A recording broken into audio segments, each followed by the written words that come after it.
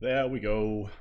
Good evening, ladies and gentlemen, to another live stream. It's of course Tuesday, and that means it's time to play Elite.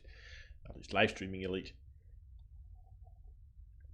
How is everybody doing tonight? Who do we have here? We have Brad, Kai. Hello, Kai. Scorpion. So I've hit like, now where's the man? Ta-da! Dark Save here. Donkey Aura, of course, is here. Sir Beaver. XYZW. That sounds like someone just smashed their hand at like that corner of the keyboard.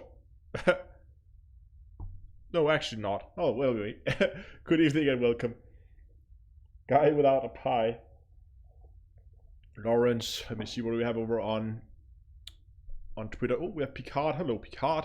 Oh, have you guys? I don't know. I'm not gonna any spoilers, so don't worry. But have you guys watched Star Trek Picard? I don't know if you guys are Star Trek fans, but Star Trek Picard, highly recommended. I've only seen there's only one episode out as far as I know. And first one was really good. Laura says he hasn't watched it yet. Okay, so we have people in chat who haven't watched the first episode yet, so no spoilers. We have Morten saying rød grød med fløde, which is a Danish thing you eat in the summer, and it's impossible to pronounce unless you're Danish because it has all the soft D's and the Ø sounds.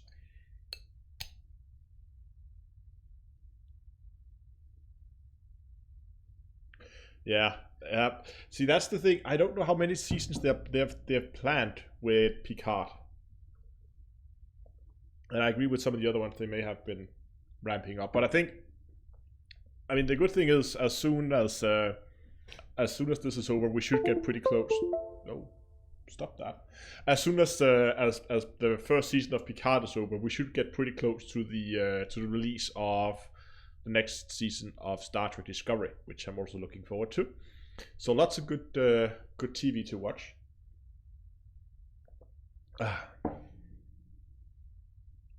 Yes, tractor beams. Oh yes, please. Could we have tractor beams? Anyway, Dr. Asylum is here, and I think also Shin over on Twitch also joined. Kai has his astronomy questions ready. Exactly, because I want to get into the point of today's stream. I don't know if there's a point. Now, let's actually just quickly jump in game. Right there. There we go. Okay. We are in Elite, and I'm currently there. Not that far from Colonia, pretty far from home. A few weeks ago, or was it a month ago now, some time ago, I asked you guys for locations, and you came up with lots of fun suggestions. And I've been visiting some of the one really close to Colonia, and I now begin to make my way out. And I think I'm actually gonna make. I have been to that one. That's the epic mountain ranges I did a video on way back. But there's a whole host of things here in that area. Close. I think there's a nebula out here that you can see. I have 4 out in this area, so I think I want to go out to that area and then make a stop here, and that actually leads us very well on to the purpose of today's video, and that is to make it to that system. It's a neutron star. Nice. Which makes, is that the right one? This is not it, is it? Nope, that's not the system I want to make it through today. Sorry. This is the system I want to make it to today. Not that one. That's another stop. That's the next stop. This is the one we're going to today, which, as this, the blueprint, the bookmark suggests, is a supernova remnant. So this is the remnant of a supernova, which also makes sense why it's a black hole then. I was a little confused why that would be a neutron star. That wouldn't necessarily produce such a big cloud. But this could be a very recent supernova. And when I say recent, I'm talking recent in astronomical terms. So 100,000 years, maybe, something like that. Like a few minutes ago in astronomy, basically. But the point today is that I'm just going to set destination for this system, which I can't do because I'm in my SRV, apparently. So let's just get back in the ship. Whoops. Let's get flight assist off here. Or drive assist, I guess it is. No, but the point today is we're going to make it towards that system. It's not that far. There's a good chance we are going to be able to make it. We're going to take it nice and slow as we go there, as usual when I do these exploration streams. We're going to take our time, stop and smell the roses if we come across some, which would be quite surprising. More likely we're going to stop and have a look at some interesting planets or whatever we can find in the system. And along the way, you guys are more than welcome to just ask if you have astronomy-related questions. We can go and we can talk about it as we fly and as we explore the depths of space. Where did I overshoot this a bit? Yes, I did.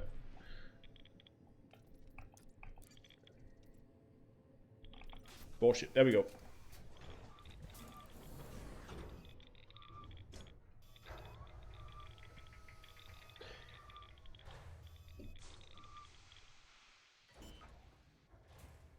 There we go. Okay, let me just check that I haven't disabled... My thrusters are disabled. Why?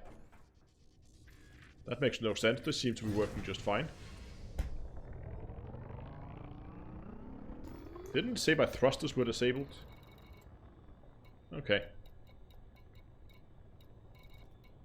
Oh, because it was landed properly. Yeah, okay. Makes sense. Yeah, that looks good.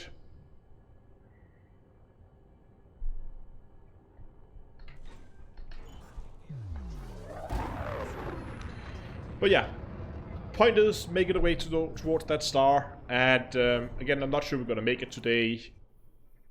But if we're not, well, then I'll probably make the last way at some point off camera. We'll see how close we can get. What is the meaning of the universe? I don't think there's a meaning to the universe. I think it is just there.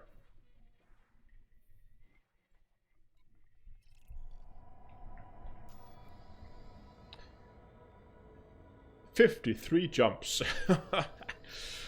What's the jump range of this ship even, before someone asks? Okay, it's slightly longer than my Python. I could usually do 2,000 light years in the Python, which had a jump range of about 40 light years. This one is significantly longer. So there's a good chance we're going to be able to make this. I'm just going to check actually before we begin to all this jumping. Up. To check if I have disabled apply to route. Let's try to avoid all the boring stars. Just go main sequence.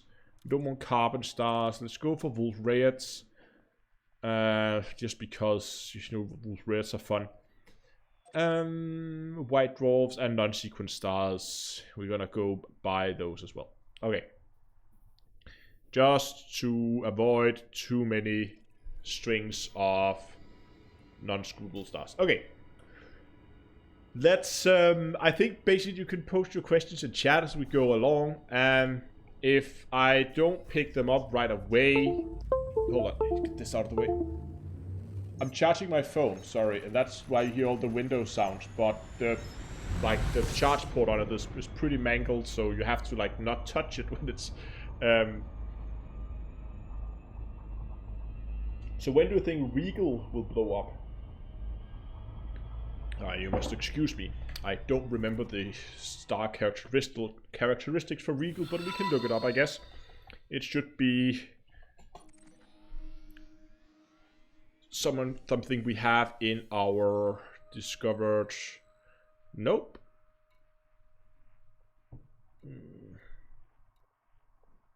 Apparently we do not have Regal as a known star. That's a bit odd.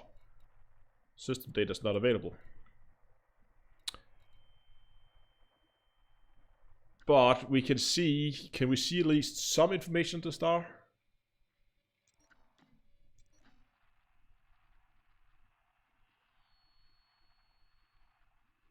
Not a whole lot.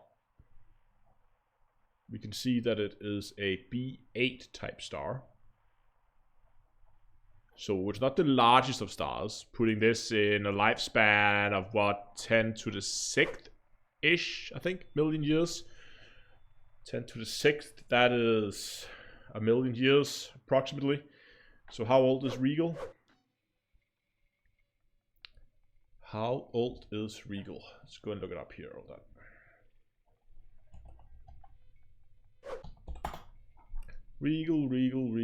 Regal star, maybe? Let's just find the...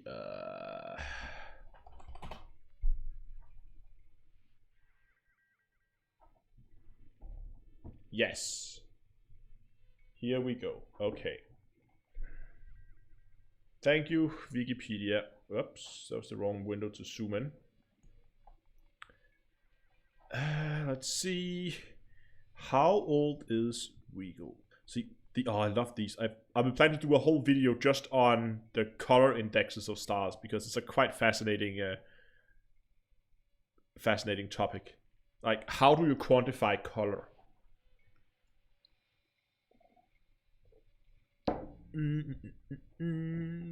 Orbits. Come on.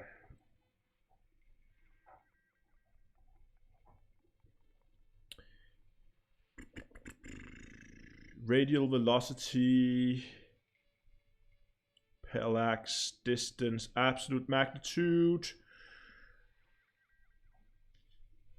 Oh, here we go. Details: mass, luminosity, surface temperature, age. 10 plus minus 1 million years already. So did I forget the age of B-type stars?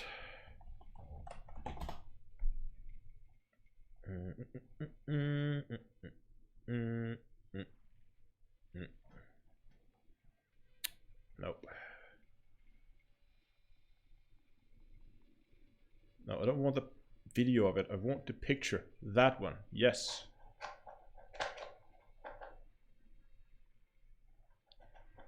Yes, this one. So, B-type stars. We have those up here in this area. So, yes. We can go by mass. It's probably easier.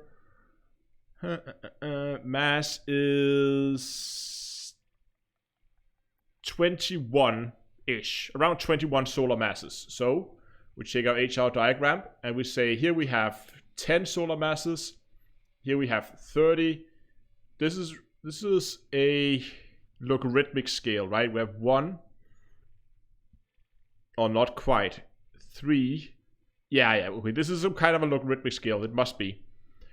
So 21 is up here in this area, meaning here we have 10 million years. No, life. Yeah, here we have. Okay, so it should be around 10 million years old. We can see it should be in this area here. Right now, it's still on its main sequence. So if you're not familiar with the HR diagram, Down here we have the we have the surface temperature ordered in the wrong way. So we have the hottest stars in this area down here with the O-type stars and the coldest stars out here. And up this scale, we have on a logarithmic scale, we have the luminosity, so how bright the star is. And the main sequence, like the majority of a star's life, they stay on this main path here in the middle. It's not like they move along this path. They are born on this path and they stay on this path for the majority of their life, not really moving. We can see the sun is right there, right? So about 10 to the 10 years. But with Regal being in this area here, we can see that the lifespan should be around 10 million years, 10 to the 7th million years, 10 to the 7 years, the 10 million years. And if the star is guesstimated to be around 8, where is it? If the star is around 8 million years at this time, we should give it another 2 million years and it might go boom. And it will be quite a boom. So, yeah.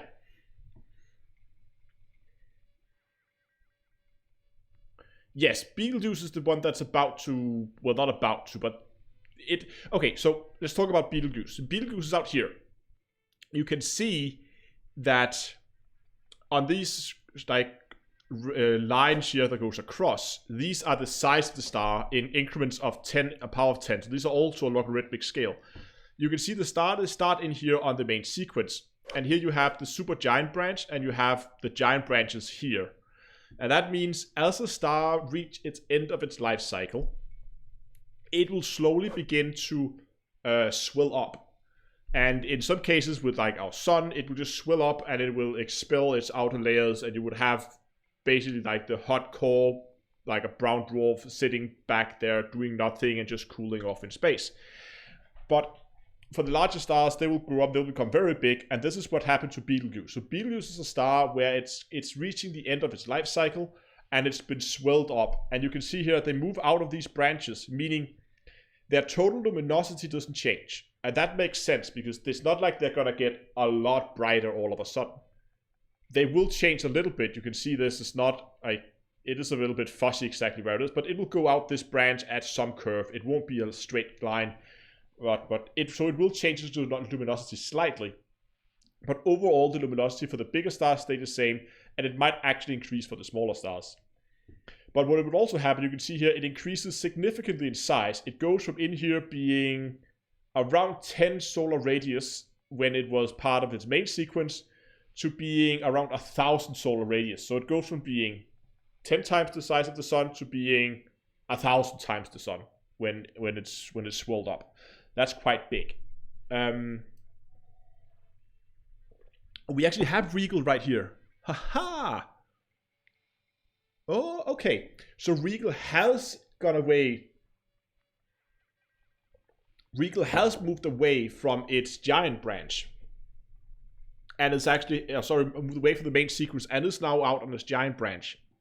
So even though I believe it is listed as a main sequence star, it has actually moved out into its giant branch, meaning it is reaching its end of its life cycle. So 2 million years is probably a little bit on the high side then.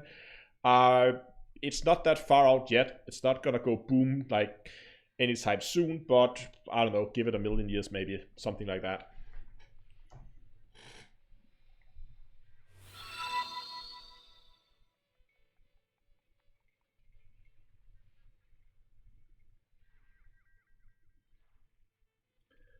So logarithmic scaling is where natural logs come from. No, this is not a natural log. This is just a power of 10 log. The natural log is different.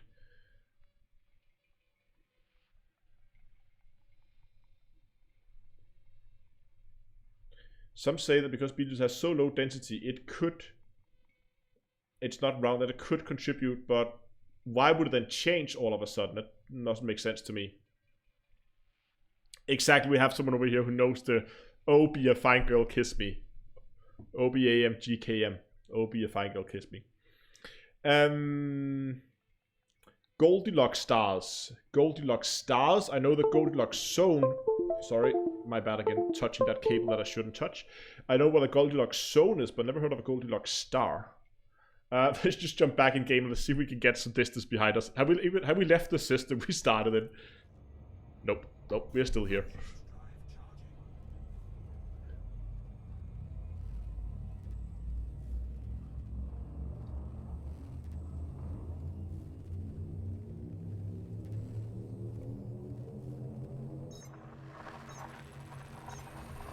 Apparently Betelgeuse was reported to be much fainter a few weeks ago and is expected to brighten again early this year.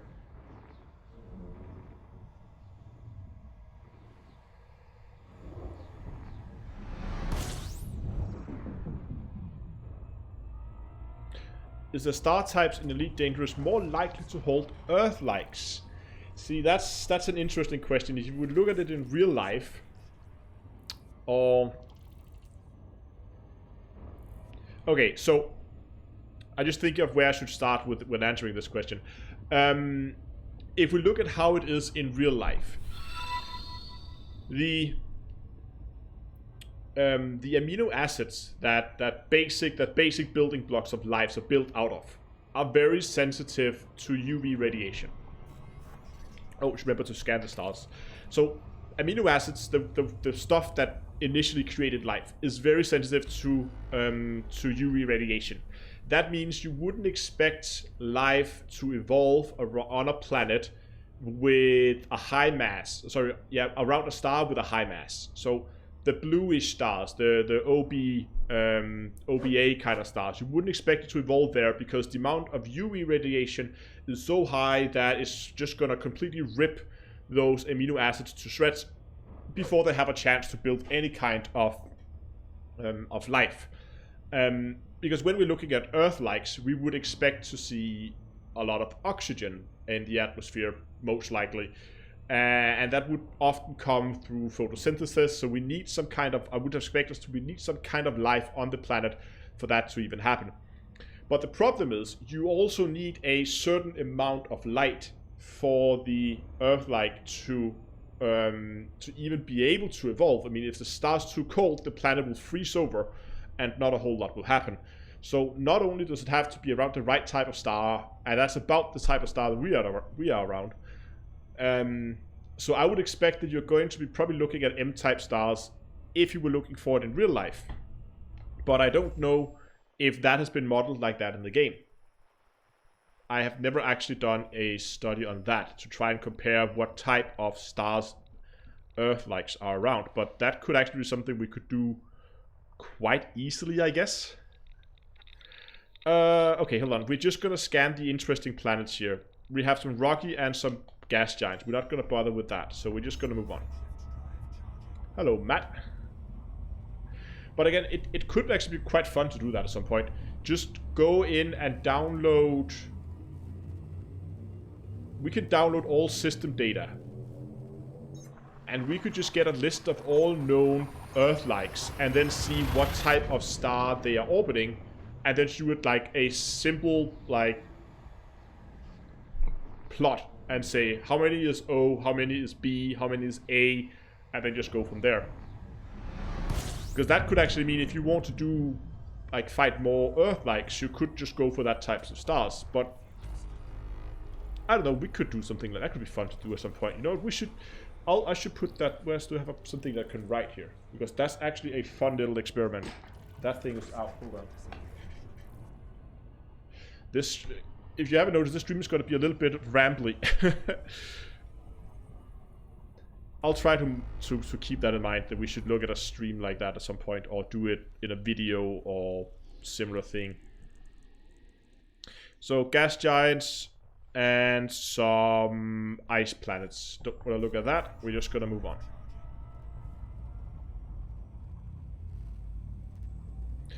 How far deep into the black I am? I am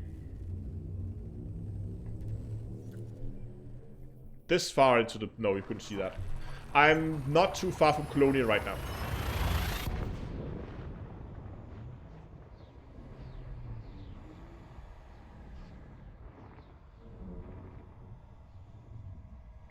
let's face it, in simple terms. There is one system we've fully discovered, and it has life. 100% hit rate. Why shouldn't every other? Nah, it doesn't work like that.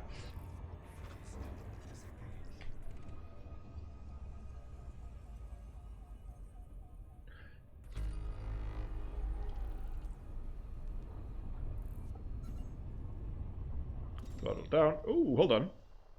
What is that? It's an ammonia world. I want to look at an ammonia world. 13 bodies. Okay, let's fully map this system. And let's see what we get. Where's the orbit plane? Here it is. Let's hope this is not a complete... Ah, first go. There's nothing on it, but now that we're here, let's just map it anyway. I would assume the majority of the planets in this system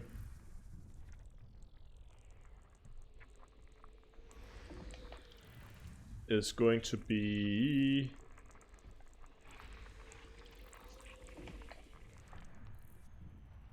around this planet here.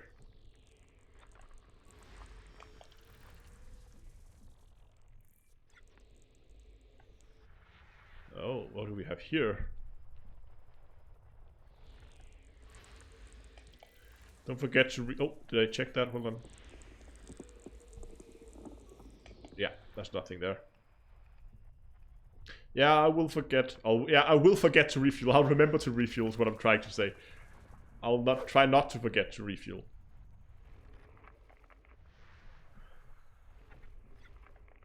Otherwise, I've specifically set my route to only go to scoopable stars and neutron stars. So unless we are really unlucky,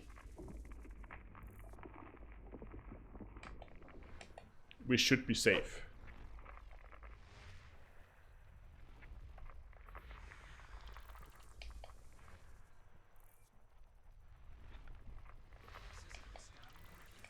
System scan complete. Oh, those are all the asteroid fields. Wait, there's asteroid fields around the star on the planet? Oh, is that a second star? Oh, it's B. Okay, it's a second star. Fair enough.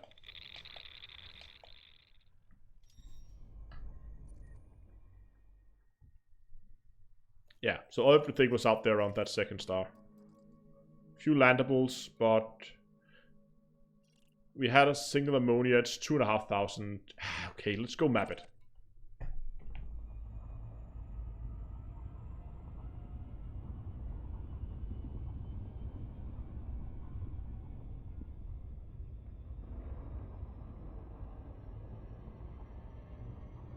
Yeah, no nav beacons here.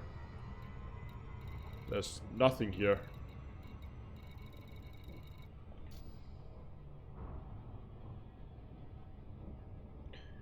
So Luke, yeah, said, wouldn't it be fastest to scan the nav beacon? Yeah, okay, said there is no nav beacon out here. So nav beacons are only in the bubble where the humans live in the discovered systems in there.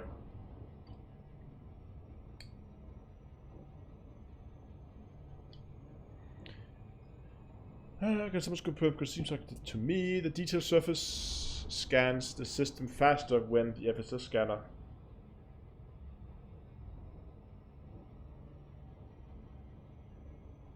Never checked that.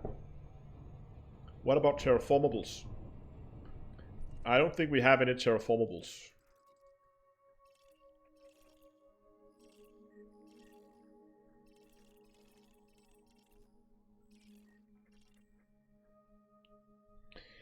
Nope.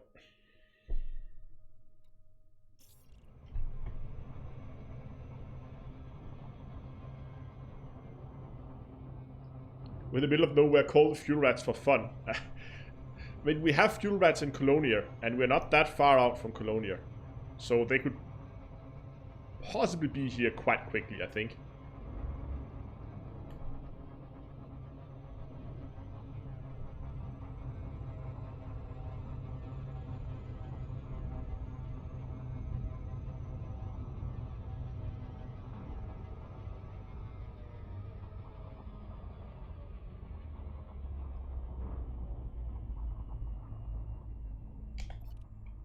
Oh, not what I wanted. Surface scanner. There we go.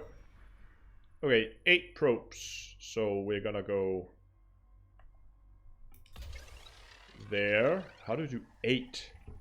I guess you do there, there, there.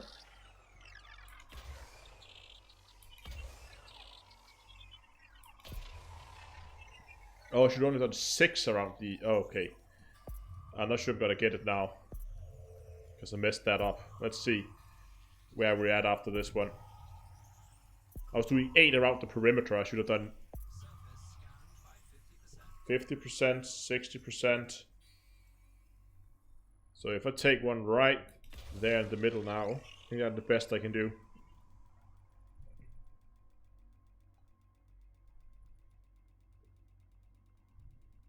It might be able to push me over. 72. Oh, no. Okay, we're not gonna get it to the target because I messed up.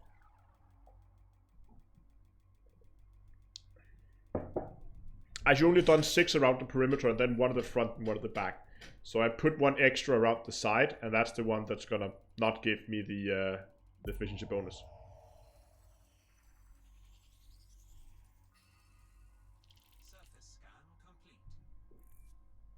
There we go. Fully mapped. Next system. Time to go.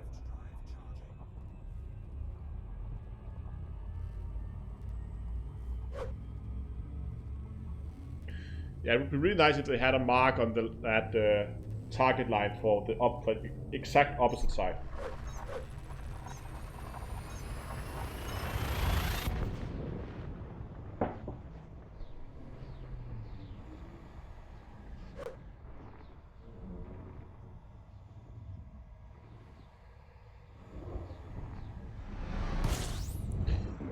Okay, Don Grower, thank you. Picked up a question from Jeffrey Smith. Do you think we'll find life below the ice of Europa?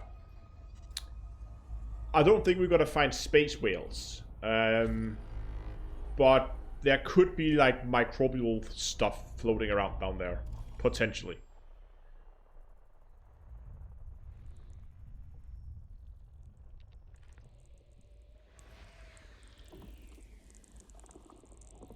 Oh, I thought I found an Earth like that should be high metal content.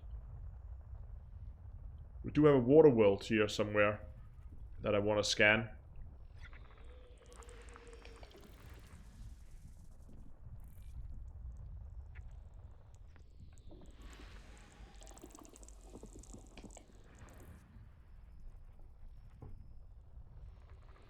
I think we have it. Nope.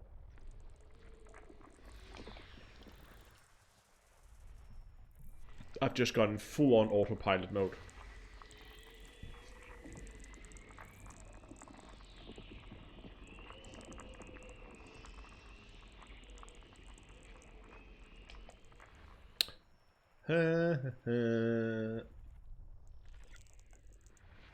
Oh, something's orbiting each other here. High metal content. And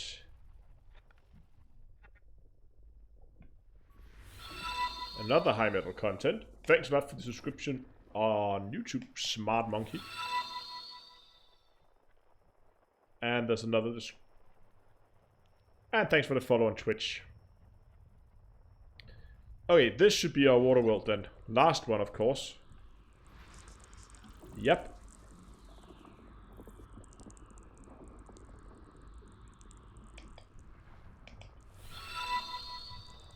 Thanks for the follow on Twitch again, and the subscriptions to YouTube.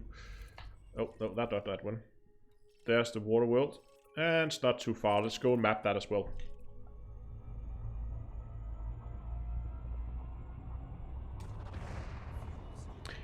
But no, regarding the life on Europa, I'm not so sure. I mean, we have confirmed that there is water on Mars, and there could potentially be water on the moon in the like the craters. I don't think that's been either confirmed or denied yet. I'm not actually 100% on that. where that thing is at. But the Mars research is what I think is the most interesting one. If we begin to find indications of there maybe has at some point been life in on Mars when it was, well, a more active planet than it is now, then I would definitely say yes, there's going to be something on Europa as well. But if we find out that Mars was just completely sterile and there was nothing in the water at all, well, then I would be a little bit more hesitant to think, because it just shows the interesting question here is, does water equals life or not? Like, every time water is on a planet, would life naturally like occur? Roland, thanks a lot for the follow on Twitch.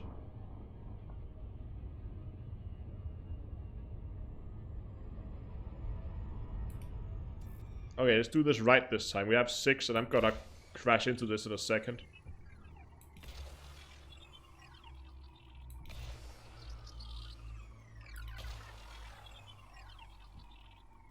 That means we need a huge arc on our... to get the one on the rear.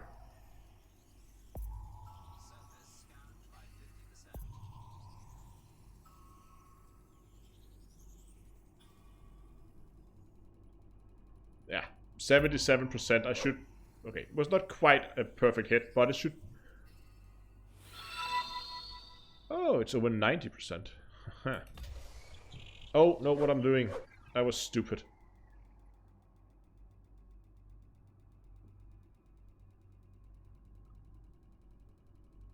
I'm not very good on my mappings today, am I? That gave me nothing. There we go. How did you x-ray the back? There's a button for that. You can... There's a key binding that allows you to see the back. Here comes the probe. There we go.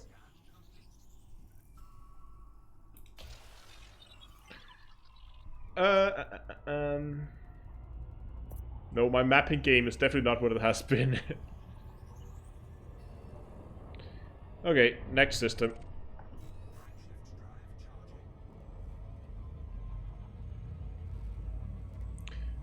Nah, the efficiency bonus on this character, it wouldn't matter. I am not that rich on this character. I'm only at 140-ish million credits on this character.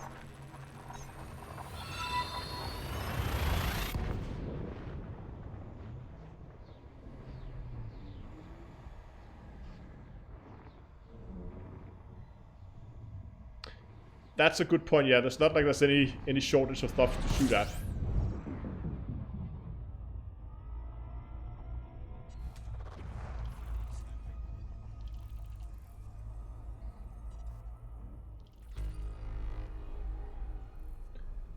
All the engineering you've done, but you have not done your detailed surface scanner probes. Nope, not on this character. I haven't unlocked that yet. Okay, let's see what we got in this system. There is a rocky world and some other stuff that we don't want to scan.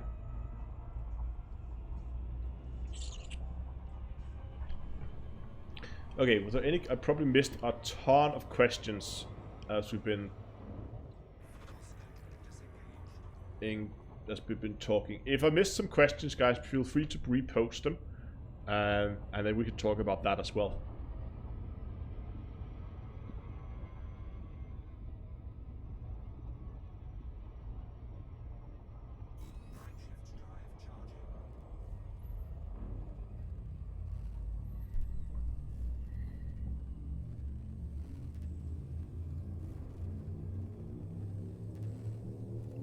Yeah, the engineering grind, it's not that bad, to be honest. I mean, the unlock takes a while for all of them. Are black holes stars? That's a definition question, and I would say no. Because if you look at it, Right? What's the difference between a large gas giant and a star? Well, the difference is that the star has a fusion process going on. Black holes do not. They do not have an active fusion process, so therefore I wouldn't classify them as stars. But I'm actually not sure what the official definition of this is a star. Yeah, the remnant of stars, exactly as people are posting. Yeah, they are collapsed stars, but it's the same as asking, is a corpse a person? I mean,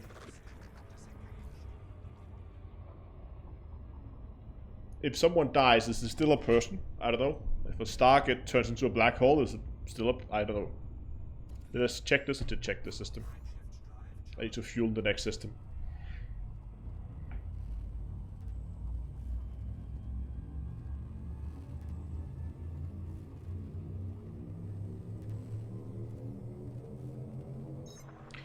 What's my... Okay, so the missing 10th planet. Or... Isn't it 9? Planet 9? Because Pluto is not a planet.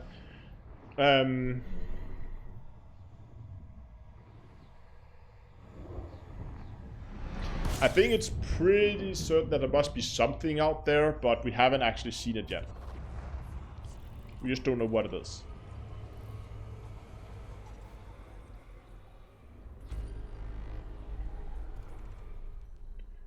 If you look at the orbits of some of the deep space objects around the sun, many of them will be pulled into... they're all in elliptical orbits. I should refuel here. Let's just do a quick stop for fuel. So if you look at some of the deep space objects around the sun, they are all in these elliptical orbits, but the end point, like the point where they are furthest away from the sun, is all pointing in approximately the same direction. So they're all going, if this is the sun, they're all going out in this area out here, then coming back. We don't see anyone coming out in this direction and coming back. They're all going in the same direction. And that indicates that there's something pulling them into those orbits. And based on then, from their orbits mechanics, we can then begin to calculate where would such an object be, and what size would it be. And that's kind of where the whole idea of Planet 9, or Planet X, as someone likes to call it, how that began. So personally, I think there's something there, but we don't know exactly what it is just yet.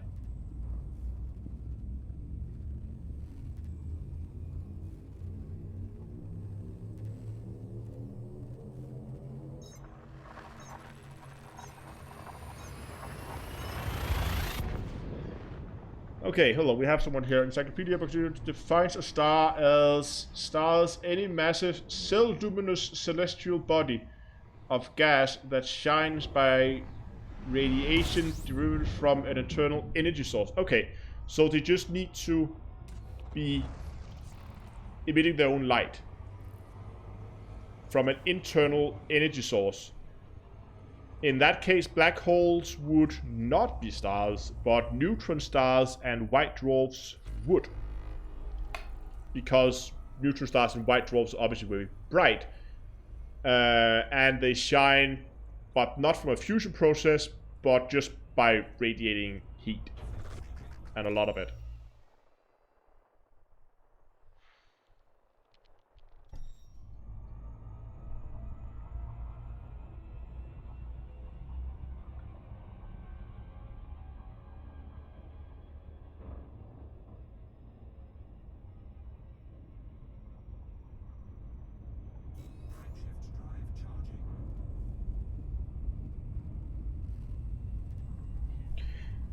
Be a mass of asteroids rather than a planet gravitational. Again, we just know that there's something of a specific mass out there. A 50 million credit trade mission still in the game. I haven't seen one in a while, but I would assume they still are.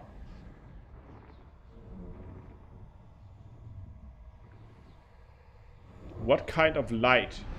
Gamma rays are still on the EM band. I mean, electromagnetic radiation is, well, anything made out of photons, regardless of wavelength, I would assume. So, if it's EM, then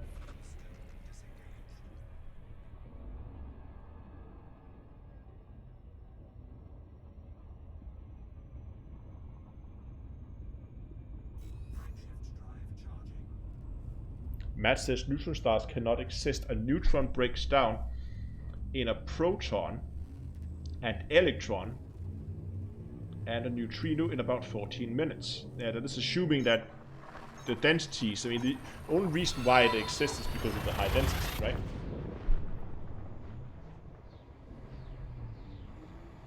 Yeah, the radiation, yeah, so, okay, so the point with radiation from the black holes is, it's not, I mean, it's stuff being pulled in right at the event horizon. I think Hawking radiation may technically be stuff coming from inside, since it's stuff where an atom kind of like splits itself right. I'm not 100% sure on the Hawking radiation. I think it's like something splits itself right on the event horizon, and as that split happens, one thing jumps outside the event horizon and the other one stays inside, and then one of them can fly off. I think that's approximately how it happens, but yeah.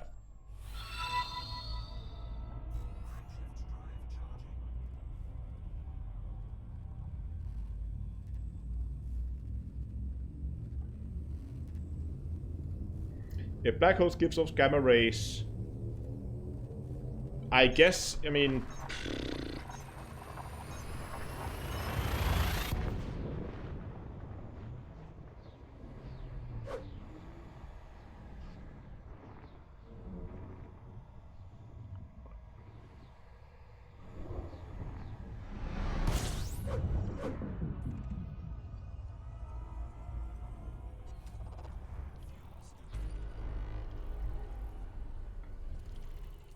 ooh, Waterworld, yes. And 2 stars in the system. And 1 gas giant and another gas giant, 2 other. We have 2 gas giants here, we have 1 there, 3 gas giants, and then a bunch of other stuff. Okay.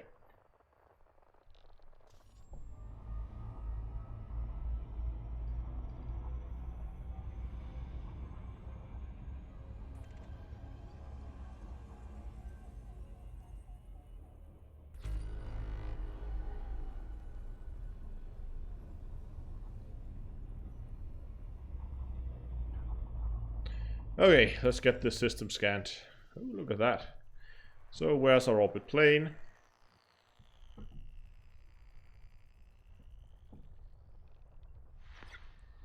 Hey, first one. Ooh, and it even has rings around it. Beautiful. Not too bad. Ringed Waterworld.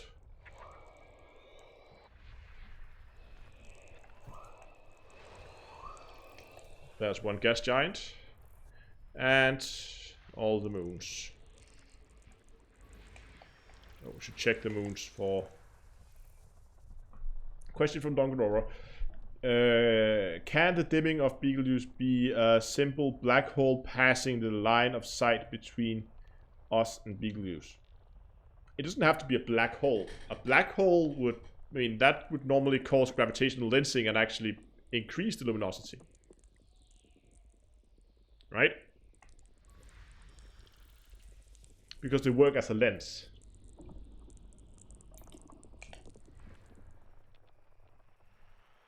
So, but, I mean, I don't know, if something else happened to fly in the path, I guess, but that would happen so fast that I don't think it would, like, unless it was really close to Betelgeuse. And now, if that was still, it was, I think it would happen too fast that we would be able to note, that we would notice it.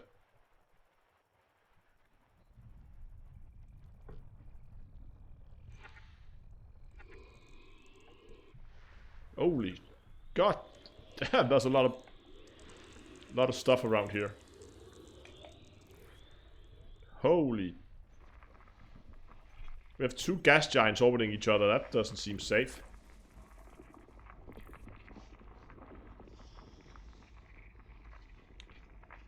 Oh, we got some geological sites on this one. Geological sites, highly likely. Refining scans. Let's see what we got.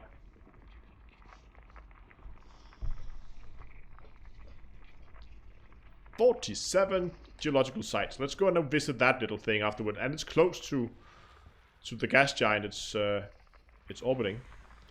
And we have more of them. Wow. More geological sites.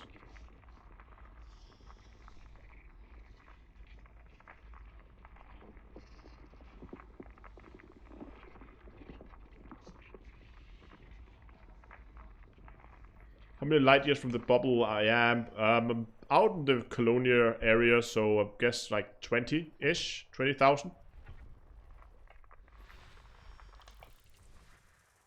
Oh, that's just a weird orbit. What the hell? This is a really odd system. I love it.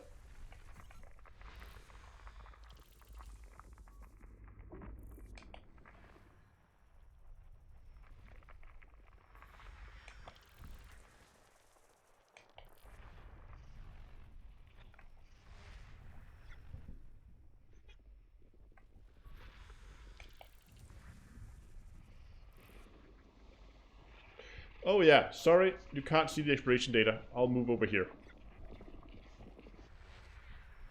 I keep forgetting when I do exploration streams. And we have even more geological sites here.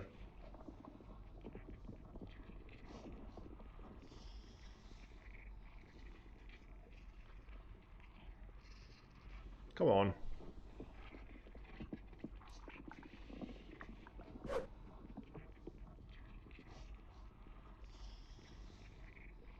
Got 20 on that one.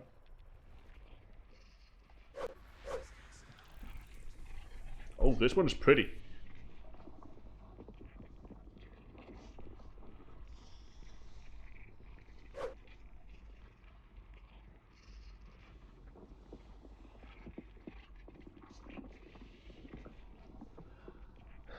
Hmm. 23.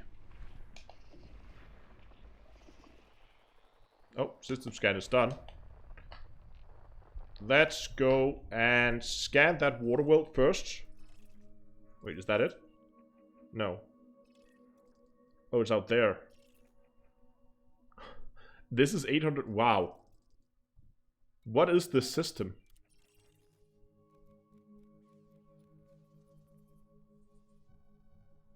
It's tiny.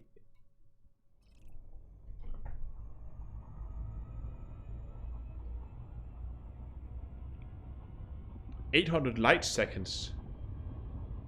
That's like... That's like Mars or something. Little like between Earth and Mars. So within the orbit of Mars. This system has no less than 4 gas giants. Well, that's crowded.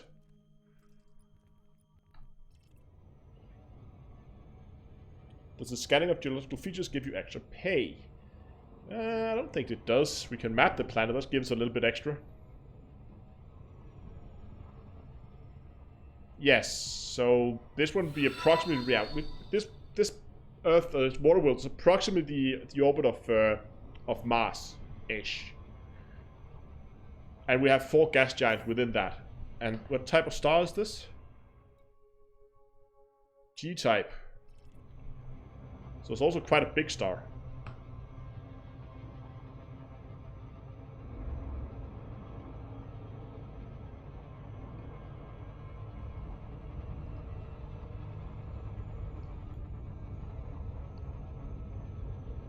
When we increase our speed to near light speed, doesn't we get everything in front of us into the gamma ray?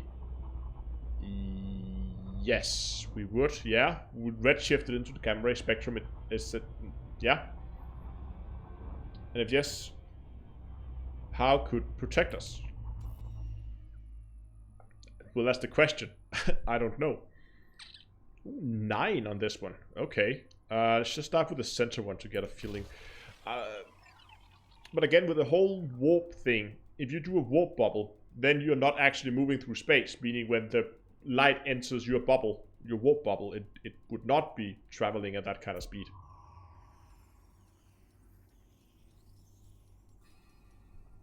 Okay.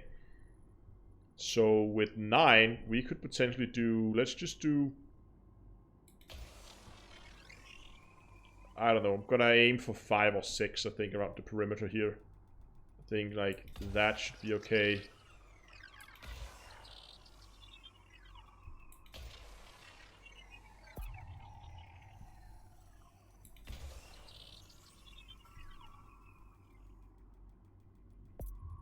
I might need one more in this area here. Oh, that was a pretty good overlap there. Not a lot wasted. 50% there. Okay, I will need one more here.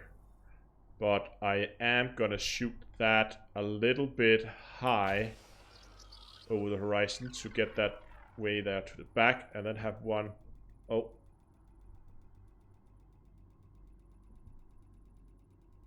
Just before we hit the ring. So hopefully that does not get caught up in the ring.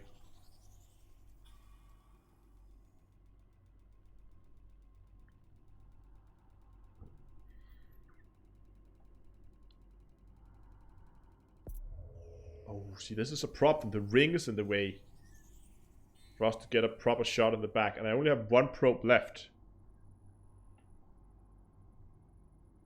On this side, how far could I get before I hit the ring? Oh, quite far. Actually, you know what? Could I shoot it between the rings? I mean, if I shoot it there, it says I'm not hitting the ring. Let's see if I can get this through the ring. Gotta fly around. Nope, we're just gonna thread it through the rings and see if this works. Yeah, it did. Where did that hit? Perfect. That should do it. Maybe? Oh, no. Okay, let's do one over here then. Ring, ring. There.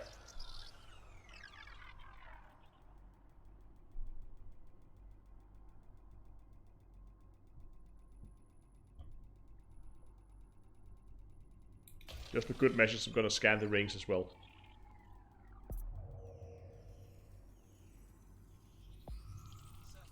Look at that. You can see the gaps.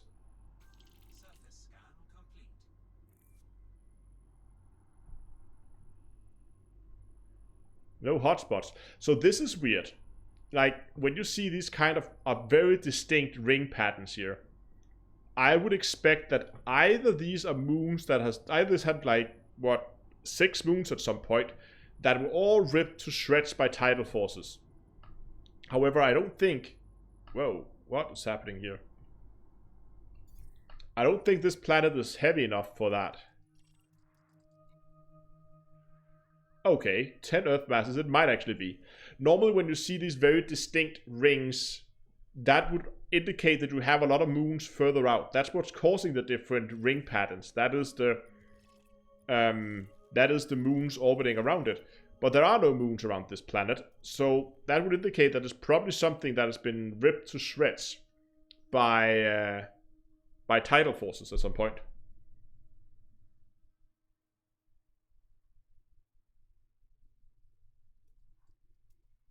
That's the only explanation I can see why you would end up with rings like this. But nevertheless, a fun little planet.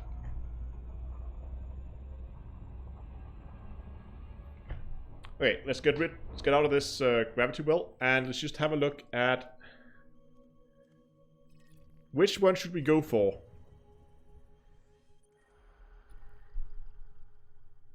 We had some here.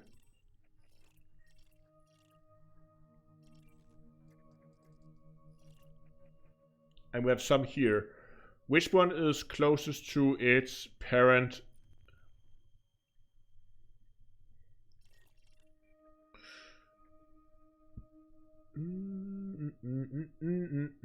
Semi-major axis is measured in astronomical units. Damn you, Frontier. Couldn't you have used something more useful for the moons?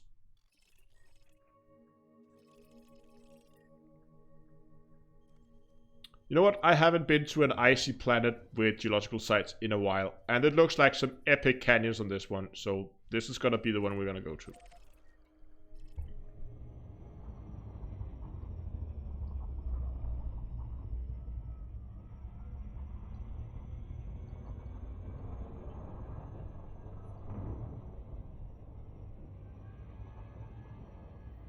Read set data, ask, were those separate rings?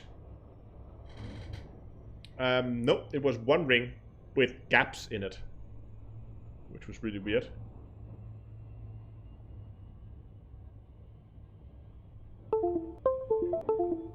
God damn it, that cable. Wait, I think I'm just gonna unplug it completely so it doesn't do that anymore. It has enough power now that it doesn't die during the live stream. Okay, let me see here. How cool would it be if they added in soil and atmosphere samples collection for Universal Geography's cache later on? That would be cool, yeah.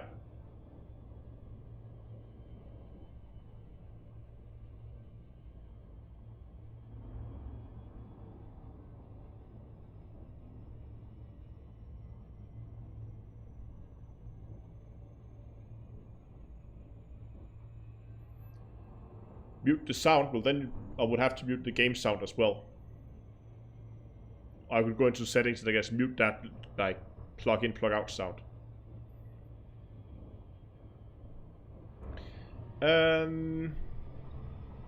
What do you think about the Gynos X3 system? The unreachable black hole. I'm not familiar with that system.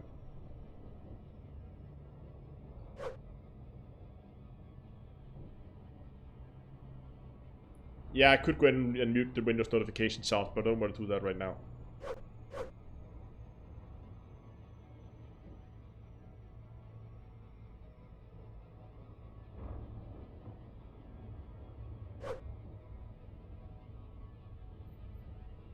Call the rabbits to chew that crap you use. It's not the cable, it's my phone.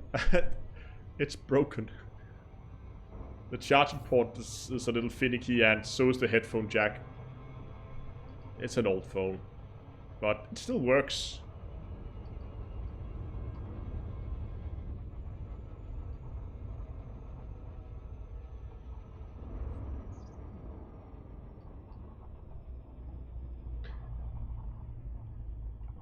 Okay, let's just quickly scan this planet. Let's see. Okay, 4 probes. So, 1 there. 1 around the back.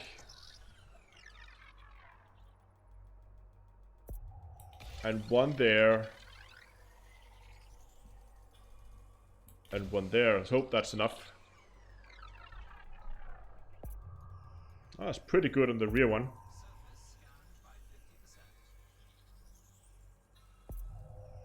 Oh, yes!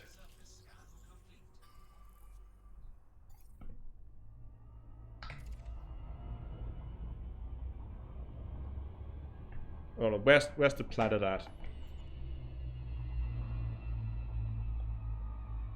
It is there, and there's the star. Okay. Today's the Carlos. Today is the D2 Amok. Ta-da! Which you can get the link that Donglora has just exploded. Has just posted. Wow.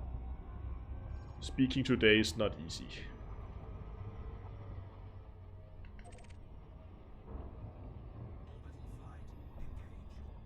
Yeah, invisible link not included.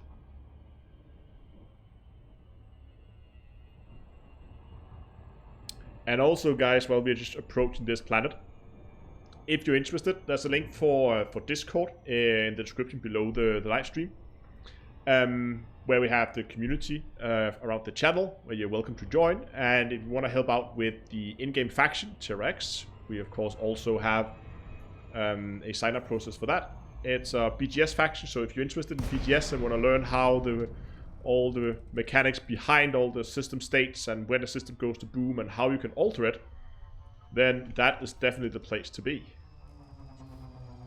We play it as a very open community. Look at that, it looks almost wet, the surface. Or is that just me? Oh, but as I was saying, it's a very open community and you're very welcome, and there's a lot of people who would like to help you out and teach you if you want to learn about that kind of BGS stuff. And the story also says we need help. We can always use more commanders to help out with BGS.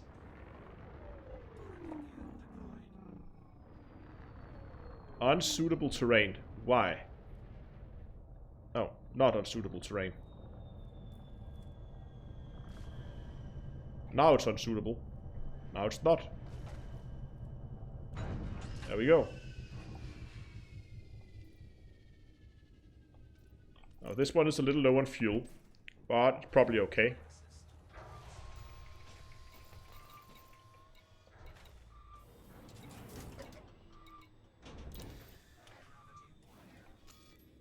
I'm just gonna refuel this before...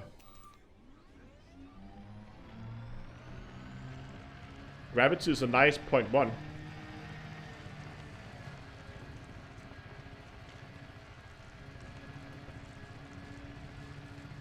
That's the place where they faked the moon landing.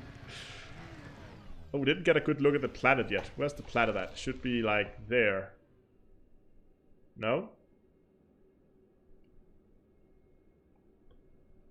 Oh, it must be below the horizon. I thought I would be able to see it from here.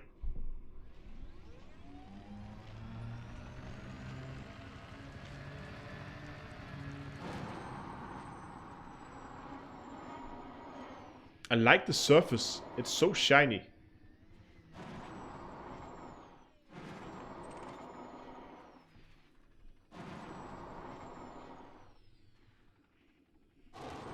Ooh. And crash. That was a surprisingly smooth landing.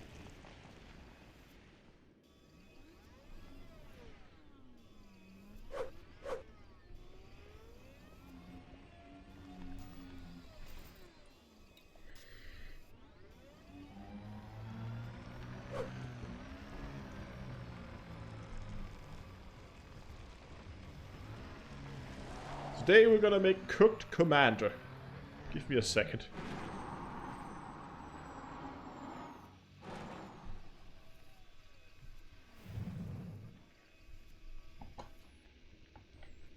Ah, didn't quite land on top. And this one seems to be... There was one of them that looked really hot for a second there. Like, over there. Let's go and look at those in the shadow.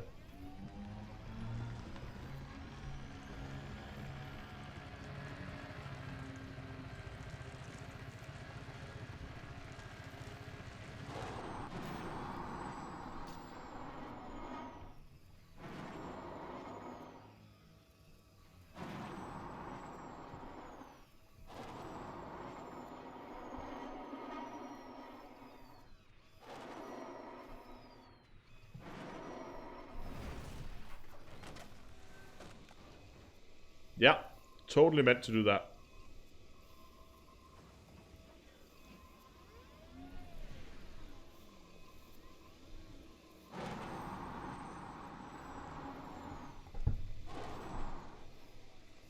Ah, come on.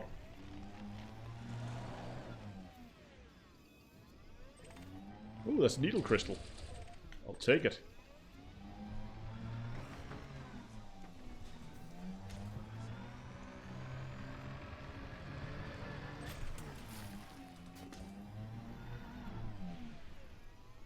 See if I can actually manage to land this thing. Nope, not like that.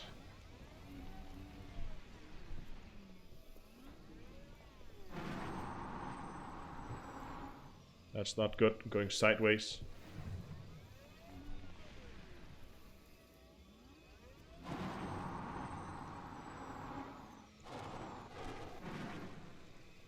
Why does it keep flying me sideways? Oh, it's because it's on a slope. And it's trying to keep me flying level or something. Okay, but you just compensate.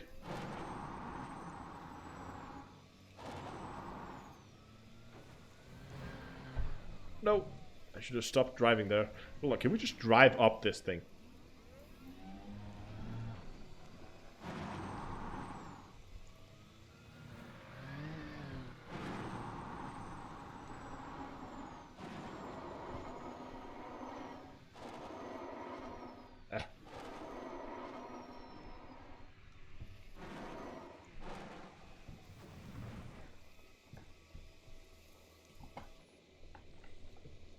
That will almost do it.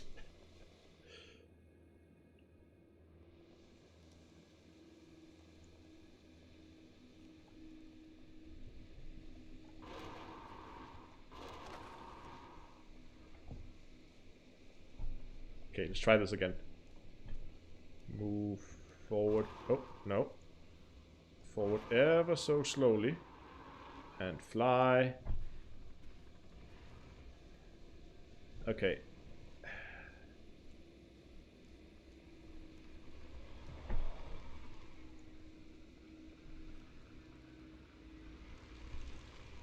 Where did it go? Where's my SRV? There it is.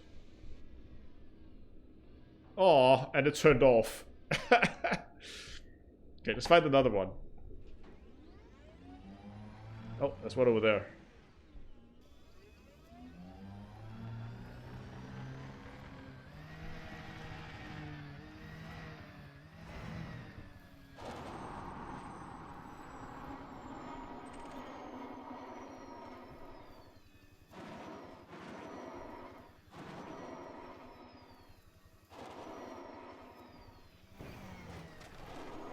So, okay, so RX 2000, that's what we're trying to do. We're just out exploring, having some fun, and right now we're trying to land on the vents. Because why not?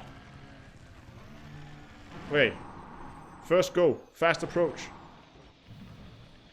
That was damn close. I think doing this from third person camera is the way to go. It seems a little easier that way.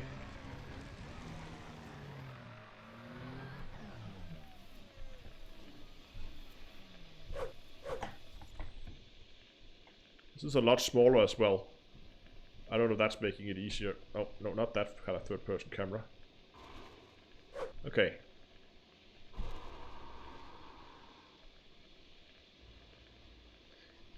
Goofed it up.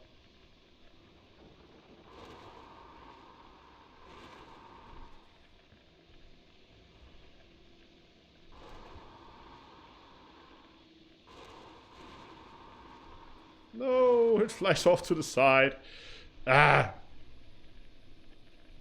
And nothing is, if not stopping.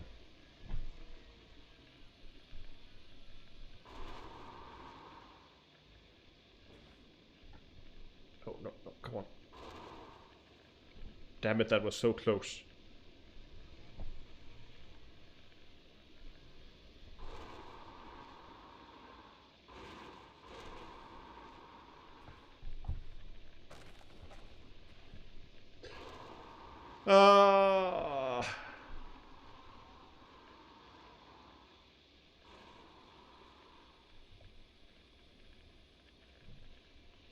I almost landed on the other one.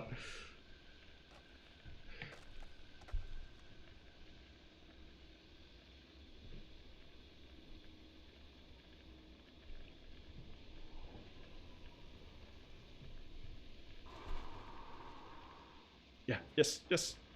Yes! That's good enough.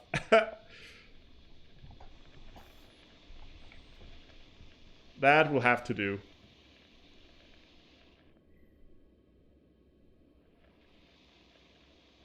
Yes, so Dongler asked when I'm doing the next of these space walks kind of things where I walk around and talk about real space stuff. That is planned, but problem is when I do those, I am a little bit more restricted in terms of weather.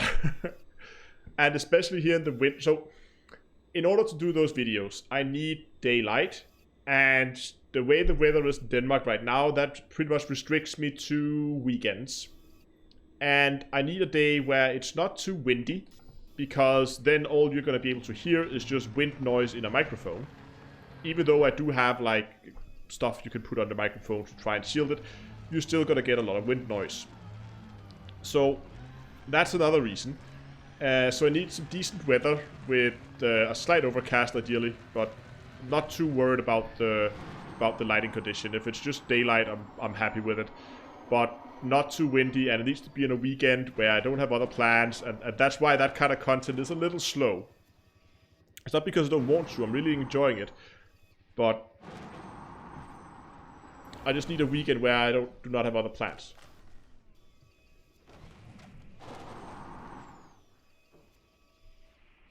Okay, just randomly rolling around. I think my ship took off.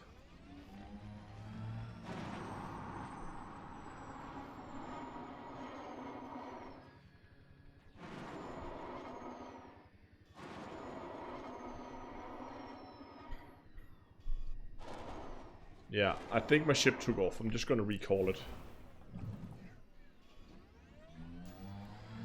Oh, but there's a needle crystal. I want.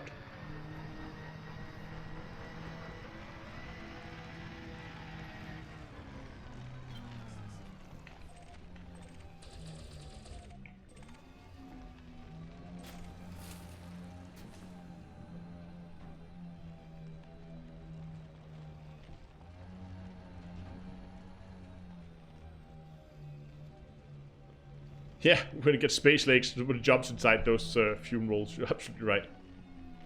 I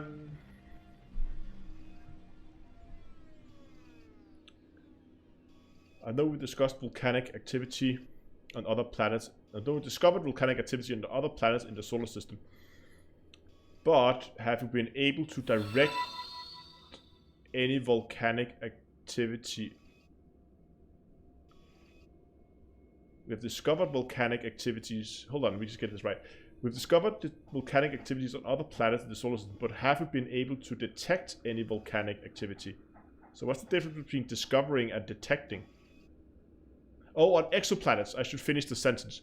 No, not on exoplanets. But there's no reason to believe why there wouldn't be volcanic activity on exoplanets. We've seen it on multiple planets here in the solar system. Is my ship on its way back? What is that stupid thing doing? But no, there's no reason to believe why there wouldn't be volcanic activity. It would make sense when you think... I mean, planets are formed by stuff clumping together. And when it does that, when you begin to compress stuff, it heats up. So a natural result of planet formation should be a hot core. And as the outer shell cools, so you have something encased inside a hot, like you have something hot encased inside a shell, that would be natural to assume that at some point there would be some kind of volcanism.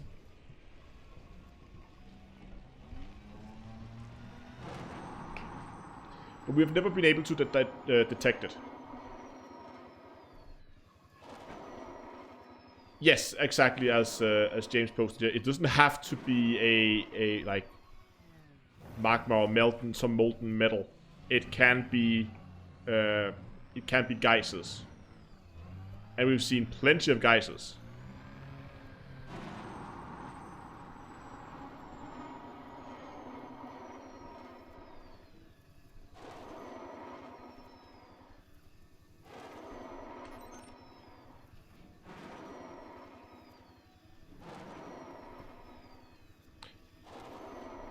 Hello, Poland. I'm actually going to Poland next week.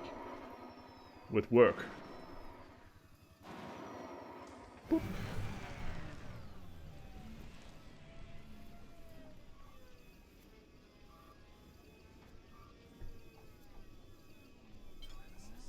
Oops.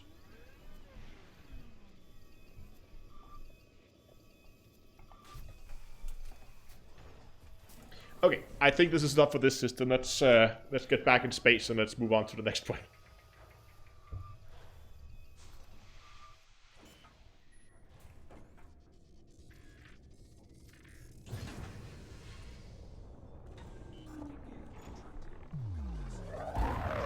I love that boot sound. It never gets old.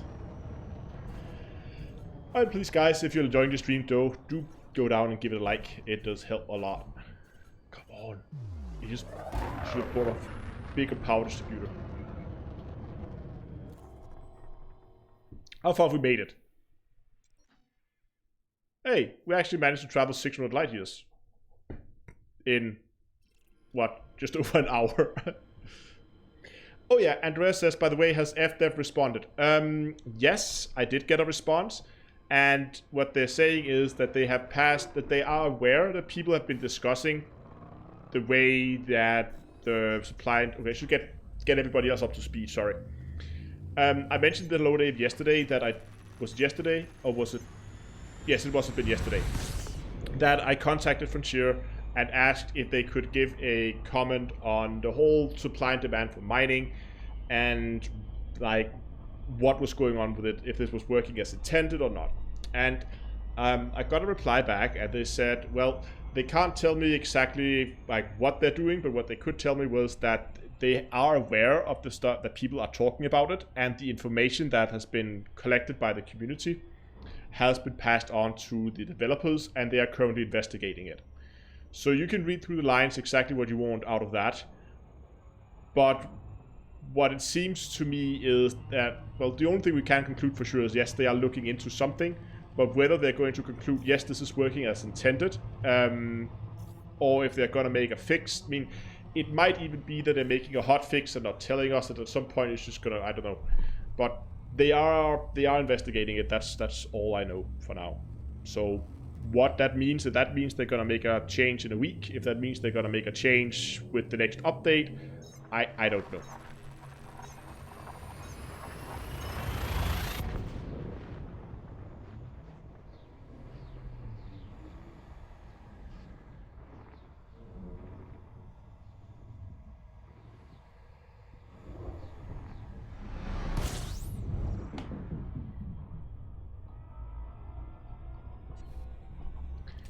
Okay, let's get back in scanner mode.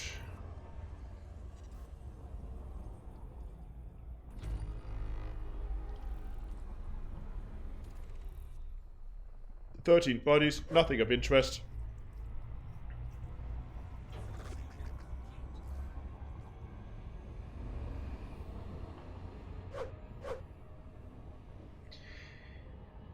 I don't know, it's just the way it is right now. The 10-minute waiting thing is just annoying. I would really like to get rid of that. I mean, they don't necessarily have to lower, well, that would lower the low temperature diamond prices. If they just lower the demand, the only reason why low temperature diamonds has such a high price is because they are in so high demand. I mean, with multiple tens of thousands of them in demand on a single station, I mean, regardless of how much cargo you bring in, you only bring in a fraction of the demand of the station. Oh, should I lower the camera a bit? Now I'm getting a little bit... where is that? That's this one, I believe. No, that is actually not it. That's the tension. This is the one. Ah! God damn it. Okay. I can't. It's stuck right now. Don't want to fiddle with the tripod. It's just... I took my old chair and I stripped it from like the... I can actually show you this. Ah. So I took my old chair and I stripped it from like armrests and backrests, so there's only the seat, and then I lowered it and I'm keeping that below my table. So normally when I'm playing, I'll be able to just put my feet up on that, and then you can sit like that and play, and it's very, very comfortable. But when it looks a little weird when you're streaming, I guess. What we're doing, we're scanning the system.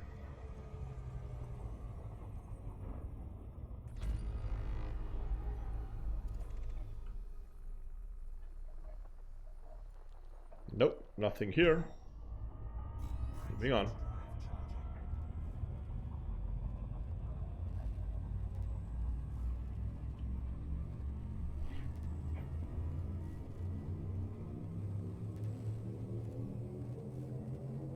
Oh, I should need a stopwatch and a spreadsheet to play a game. Oh, I love when I need stopwatches and spreadsheets for games.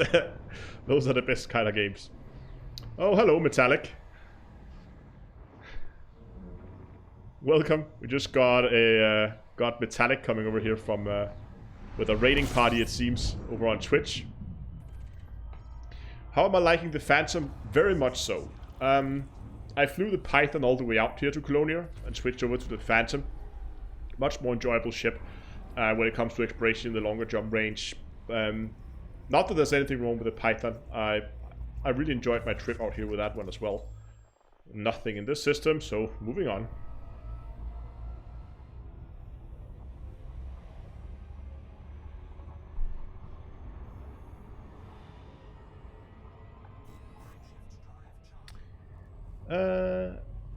People have been enjoying the Phantom 2. I mean, I'm sure I could have found, even for the price, I could potentially, and for what I needed it, I mean, I don't have a fight or anything, I could potentially have gotten more jump range out of a cheaper ship. Maybe like, I don't know, Diamondback. And I do like the Diamondback, but I just never really been flying the Phantom that much, so I decided to build one for exploration and then take that out into the black. Oh yeah, I should maybe say to all the guys who just joined together with Metallic, if you guys have any astronomy related questions, just please go ahead, do post them, and we'll talk about those. We've been talking about random astronomy related things all night. Have I ever gotten my SRV stuck yet? Multiple times. And I would expect it. I haven't done it the last time. Like, the number of times I had that thing stuck in Dav's Hope alone is not even funny. Yes, that is the... I mean, the Diamondback does have a small fuel scoop, but... it's okay. People asking if I'm using keyboard, mouse, or joystick. I am using a X56 from Logitech. Or actually, this one has the Cytec sticker on, so this was produced before Logitech bought it. It's the blue one. The one Logitech makes now is black. Pretty much the same thing, same hardware, just different colors on it to make it more... Whoa, hello. To make it more neutral. Thanks for the follow on Twitch, by the way.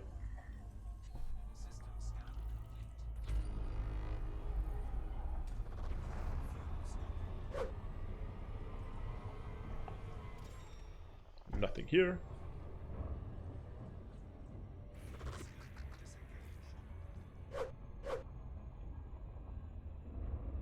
But for how much longer? New HOTAS soon. I talked to support and they say that the new HOTAS should be arriving in February. So sometimes next month, crossing my fingers, new HOTAS from Whirlpool and Throttle is going to arrive.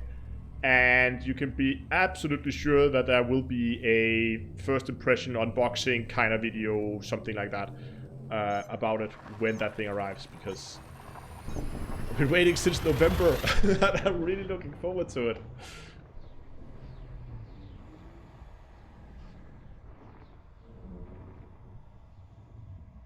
Can you use light from gravitational lensing to detect body transits?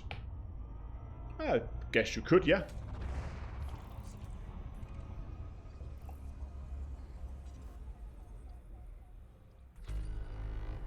Ooh, 22. Ooh, hold on. Is that an ammonia? Nope, that's a water. We have these like little trolley ice worlds that just is right on the edge of being Earth-like, but they're not. Thanks for the follow on Twitch.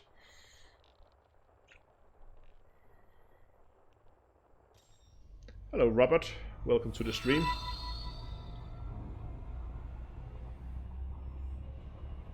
Okay, let's get some distance to the star. Let's get this system scanned.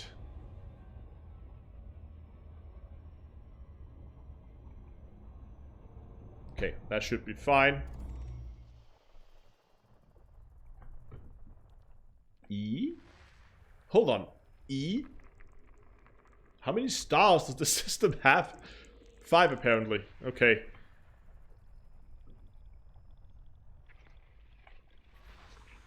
And we have geological sites again. Oh, this is pretty. I like this.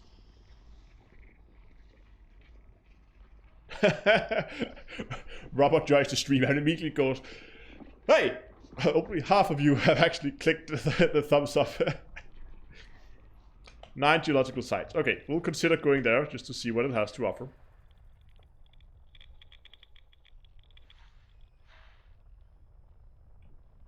Why can't I find that?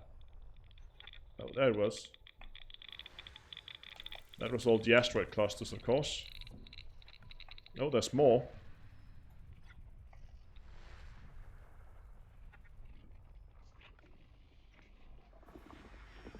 More geological sites.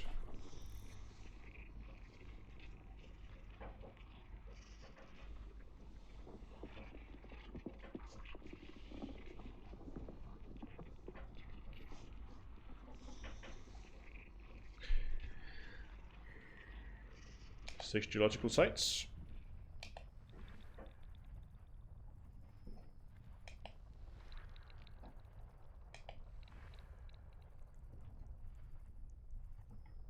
Nope, nope, didn't want to do that. Stupid.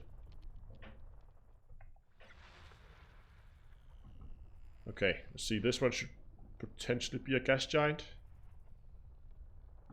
Nope, there are multiple planets out here, it seems.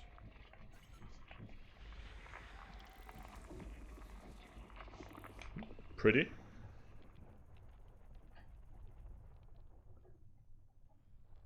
Oh, there's the gas giant, it seems. Yeah. Both of them.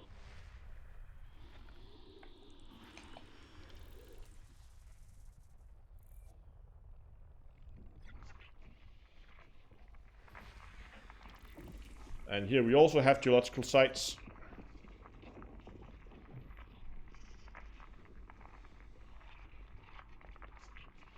I want to see biological sites. Yes. Here is a donation to fund your quest to find Uranus. Thank you, Kirsten. How appropriate. Nothing on that one. Well, yeah, thanks for the donation. Awesome as always.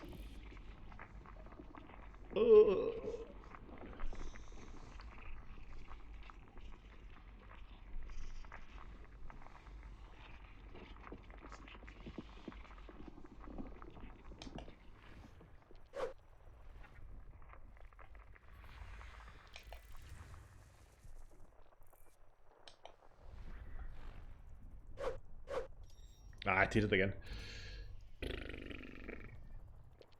Are we're still scanning this star, okay.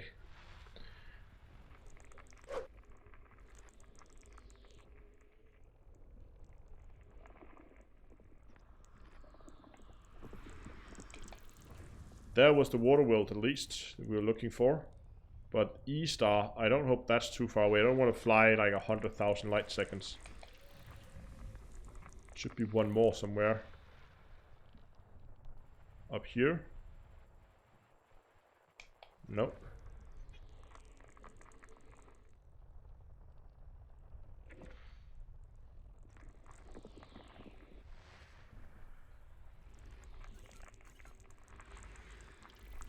Anything on this one? Probably not. Then we just have a few more down here. We're almost there now. Is that the other? Yes, that was the other gas giant.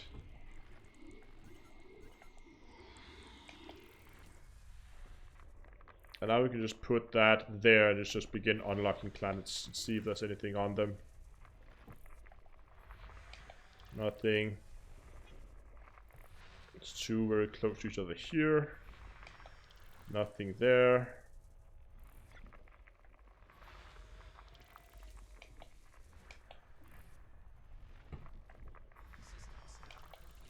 System scan complete. There we go.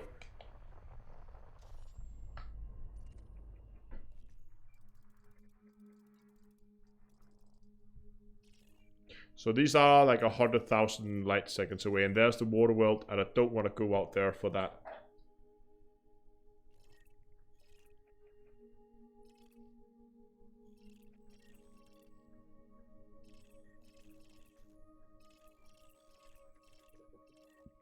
Nope. Okay, we're just gonna move on.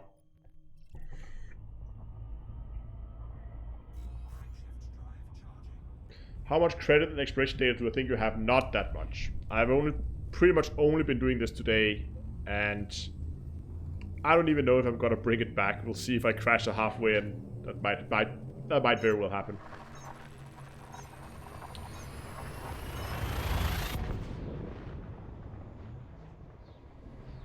Yesterday I was actually trying to find where you can buy an FSS scanner. I mean, it's not intuitive. You would assume it to be a module, but yeah, it's not.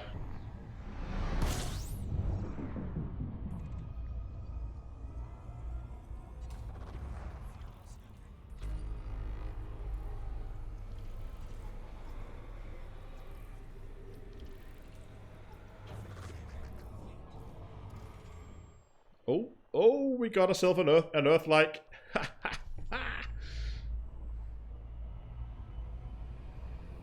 That is definitely something we're gonna go and have a look at.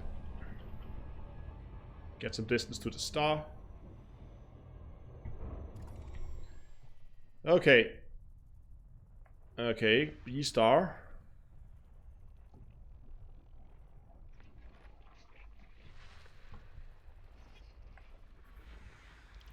Oh, wow.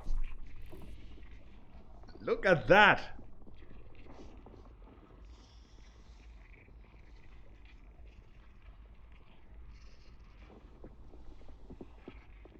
I love it. Can I land there? Well, it has geological sites, so I would assume so. That is pretty.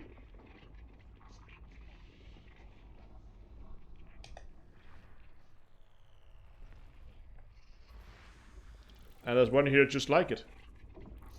That also has geological site.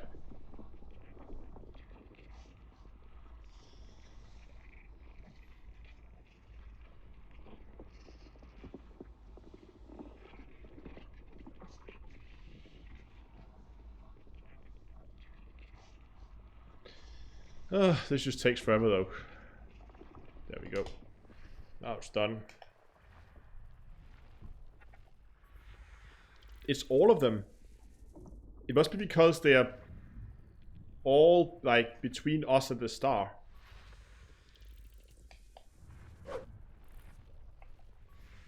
I already love this system. Oh, there's more in there that I missed. There's one.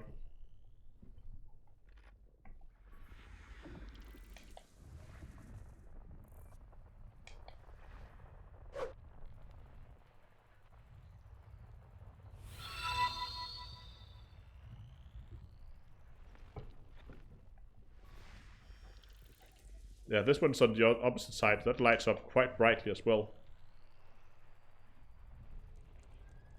Okay, we have a sea star as well. This is turning out to be, could potentially be quite a bit of a journey.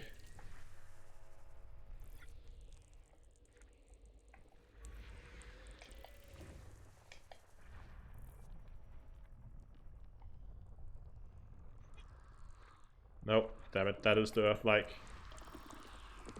Oh, it's pretty.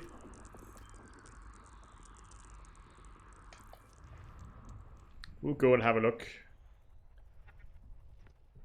That one I would fly for.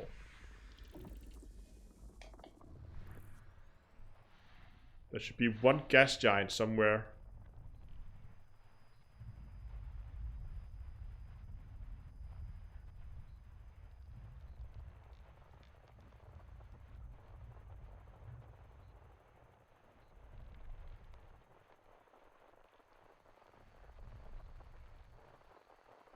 Where is it?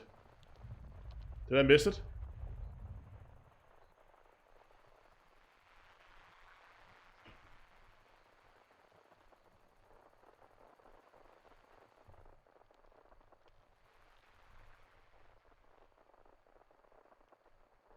Should be around here. Hold on.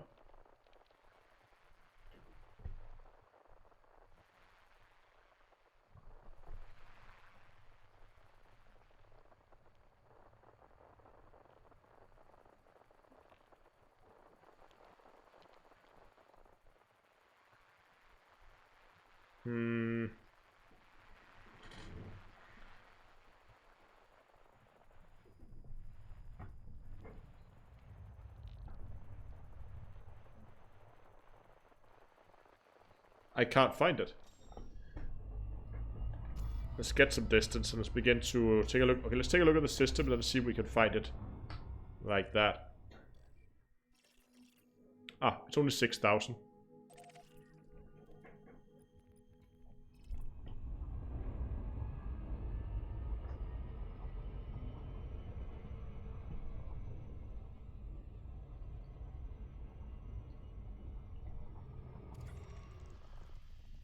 Okay, let's try again.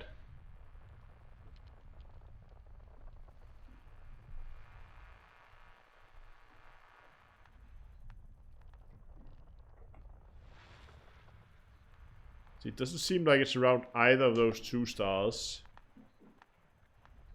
There it was. Oh, hold on. Is that a captured object?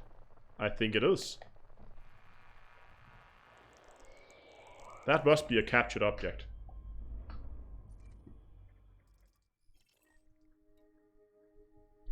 Orbital inclination. Yeah, look at that. If we take the other map. So you can see these were at some point captured together. And that's another system that was... Potentially all of this was formed together if you look at the plane. But if you go to planet star A, you can see these are also in the same plane as everything else is orbiting, like approximately. But that one is just way off. So that is most likely a captured object. The rest is close enough to the same plane that I would consider that being part of the system as it was formed.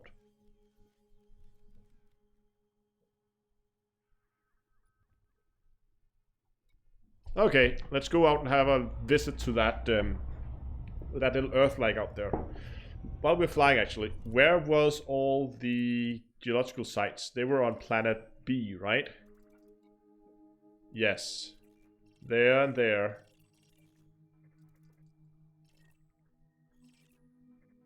Oh, but we have a planet out here, Habitable, that's a terraformable candidate. We'll definitely scan that one as well. No geological sites, but it should give some good money next time I land at a station.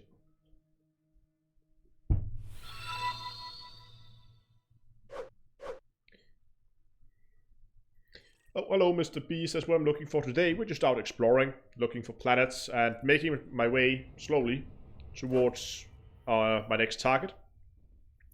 We started up here today, about 1,000 light years away, and we managed to make it all the way. I was hoping to make it down here, but as you can see, I only made like a third of the way today.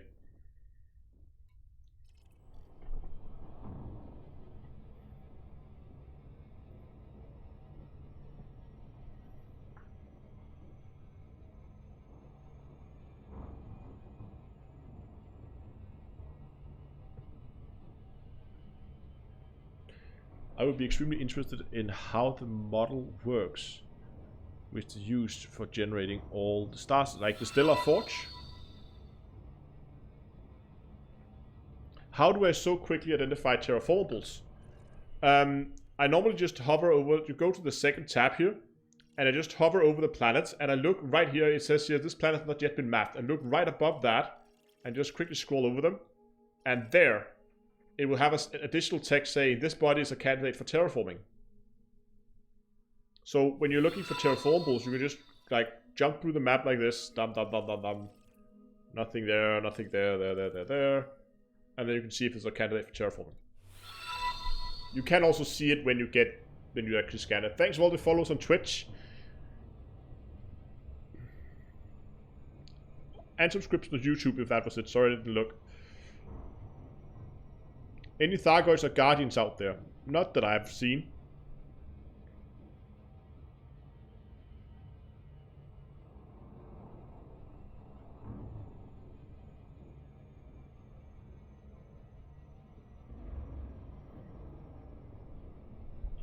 Oh, need to begin to slow down.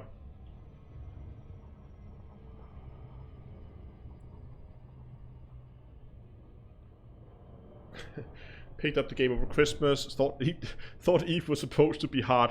Giving it another shot this week. Though, and lurking on Twitch for pointers. Okay, this would be a perfect time to do a little plug. I am working on, and has been working on for like the last couple of months, and I know I said I was planning a January launch, but that has obviously been postponed a bit. But I'm working on a site called eliteguides.info. Just gonna post it for you guys. Started it back in November. It is still very much work in progress, but if you go to the guide section, there is some guide pointers there that can kind of help get started with some of the basic things. As I said, there's a lot of stuff missing, as you'll probably see when you get there, and it hasn't been, not all of it has been proofwritten, and there's some fine-tuning at like polishing at the end that hasn't been done either. But I'm still working on it whenever I have time. But go and check that out, and if not, well, you can always join the Discord server, which Duncan Laura just posted a minute ago. That will have a lot of people who is able to help you if you get stuck. Okay, let's try to do this mapping right, because for once this is actually a slightly valuable planet. So we're gonna put one there. We're gonna put one there. There. There. And there. And the final one goes there.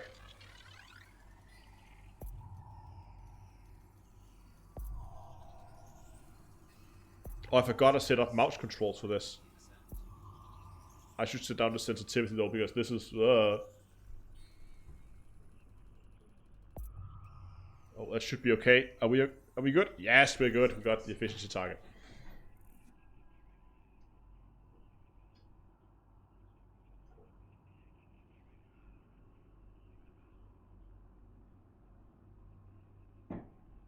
Okay, nice.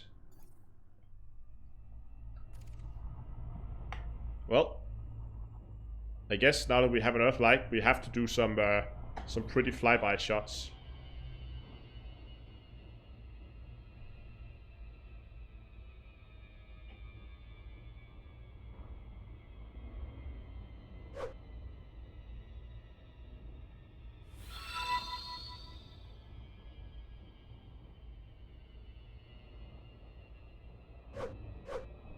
Get a little bit better in frame for you guys, like there.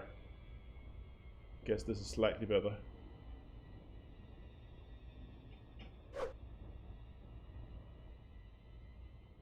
My scanner is not engineered, no.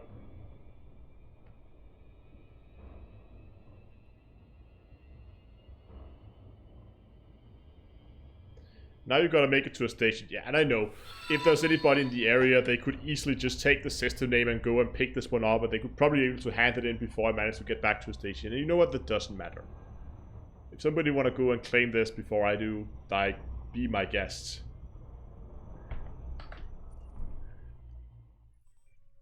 No, it hasn't been discovered yet. It's completely undiscovered.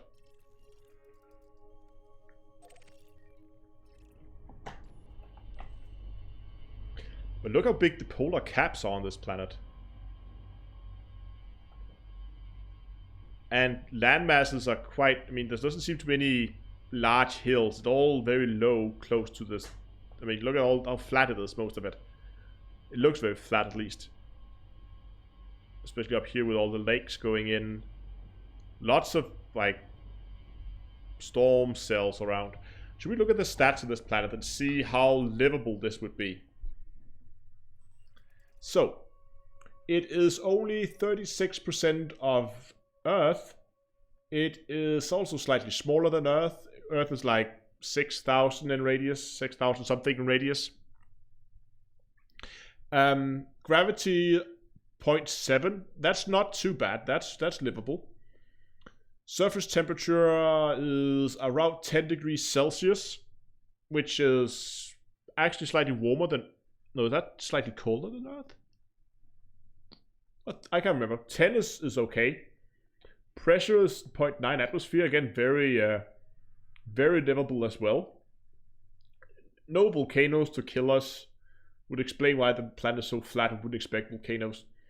Suitable for water-based life.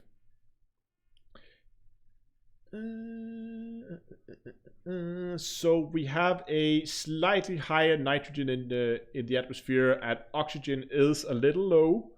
You could adapt to that, but 17% is okay.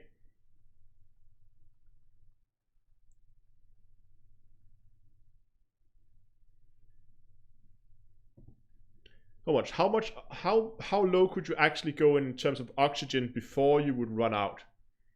Like, when do people normally begin to use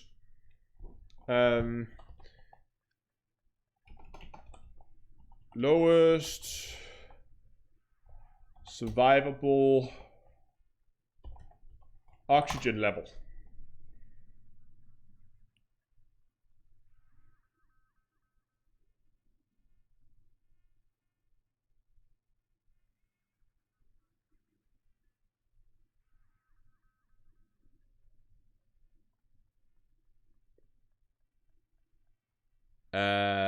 Minimum oxygen for human breathing. Here we go. Safe oxygen levels.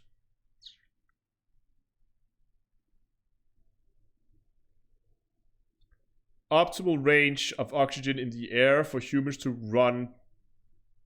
For humans runs between 19.5 and 23.5.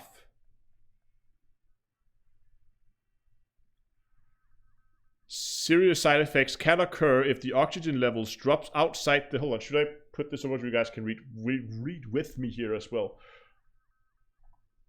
So, serious side effects occurs when oxygen levels drops outside the safe zone. When oxygen's concentration drops from 19.5 to 16%, and you engage in physical activity, your cell fails to receive the oxygen it needs and function correctly. Mental functions become impaired. Oxygen concentrations drop from 10 to 14%. At these levels, with any amount of physical activity, the body becomes exhausted. Humans won't survive with levels of 6% or lower. Okay. Let's jump back in game. So this one sitting at 17% is a bit on the low side. It's actually lower than I thought it would. It was more severe than I thought it would be. But you could breathe with it as you wasn't trying to run a marathon.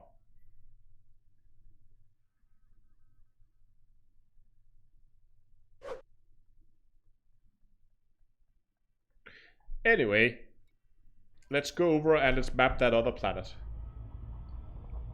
Because it's a terraformable.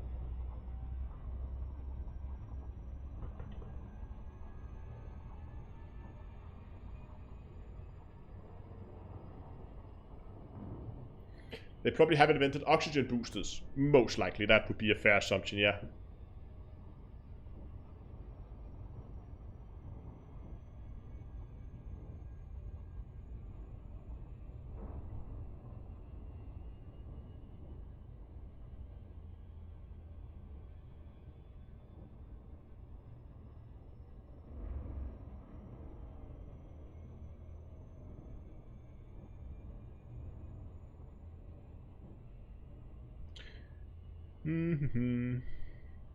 Funny to think that the atmosphere does... Funny to think what the atmosphere does to things like water, and why we think we know so much about it from such a lucky position. I don't think it's necessarily a lucky position. It's just we evolved on a planet that happened to have like approximately 20% oxygen, and therefore we evolved to survive and to that be optimal to us. If we had evolved on the planet we just looked at, we would most likely be taller due to the lower gravity, I would assume. And we would be more suited for oxygen in that range. So...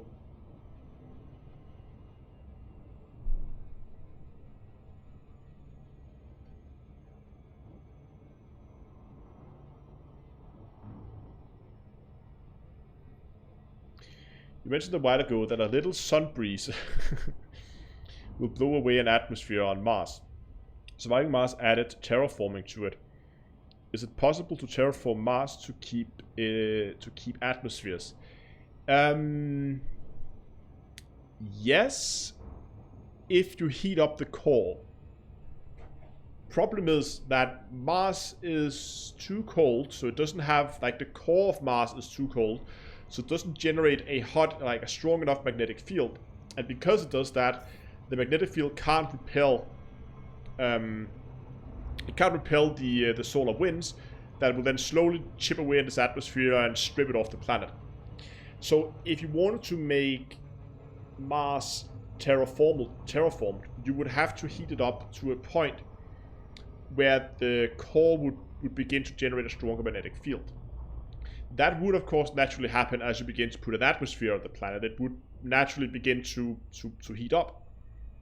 But whether it's going to be enough, I don't think so. So you would have to do, I think, something extra to try and heat up the core.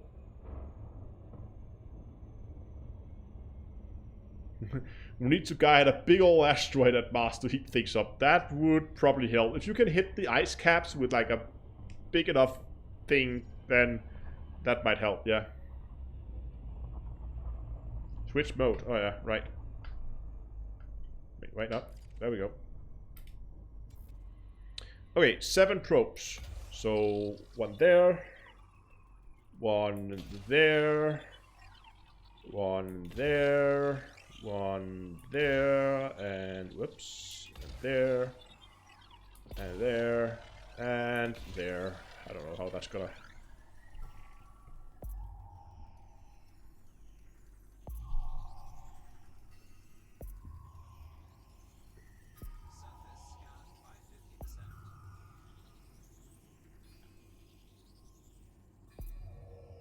Overshot it a little bit, but I think it's okay. It was. Okay. Next target.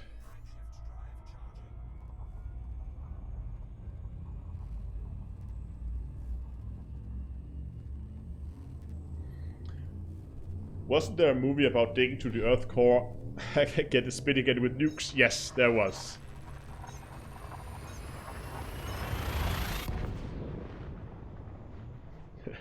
We send global warming to Mars and Mars pays for it. Exactly, that is the core. There used to be, back at university, we used to have like events where the astrophysicist and the geophysicist would meet up and we would watch bad science movies. Where we would like find movies where they just like completely cocked up the science. And then people would sit and they would cringe and it would be extremely nerdy, but it was really funny. And we did watch stuff like The Core and like, what was the other one? All those doomsday movies where like, oh no, the sun is going to explode or something like that. That was the, what was the name of it? Like, it was round. The one where everything freezes over extremely quickly and it's like outrageously unrealistic.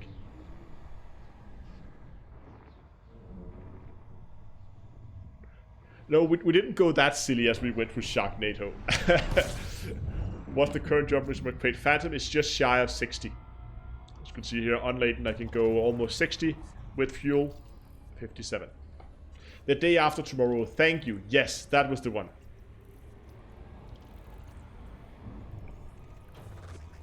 That was the one.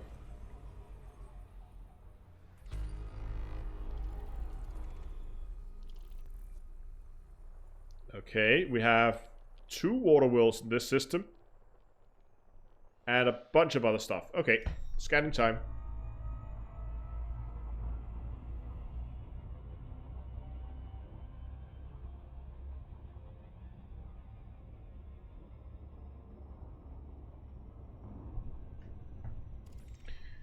Okay. 31. So let's try to be quick about this one, because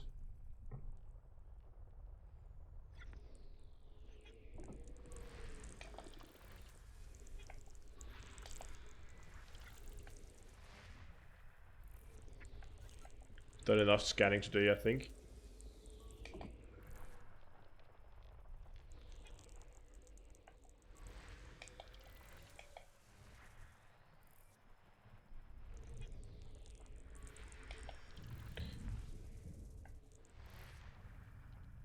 We have B and C star here. And this is one of the water worlds. Lovely.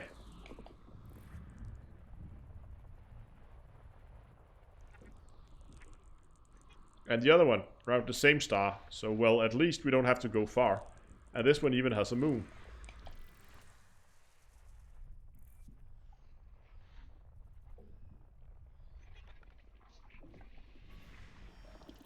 Very, very yellow moon.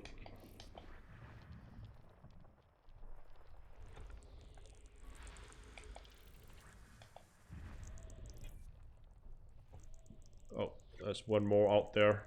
The outskirts of the system. Oh, there's more.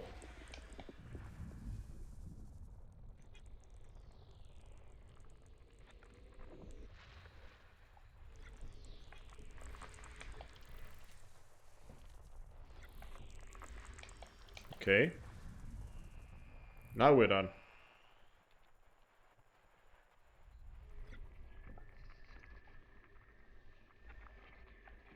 That sounds like ice worlds. Oh, there's a lot of stuff here.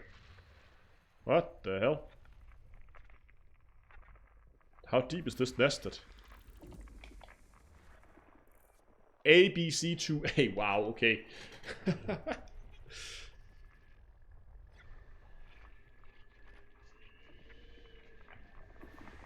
There's the gas. What? No, that's not a gas giant. It's an ice body with a ring. Nice.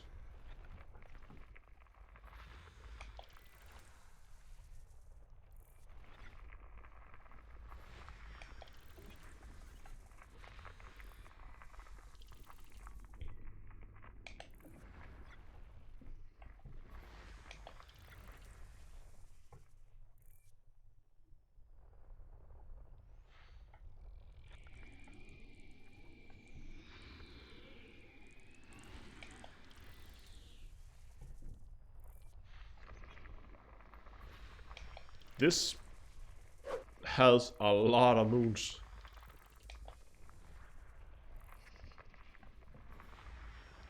Oh, we got a geological site.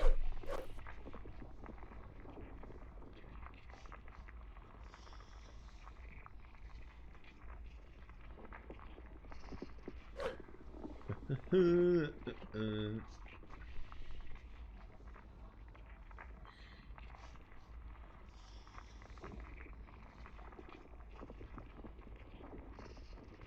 44 sites.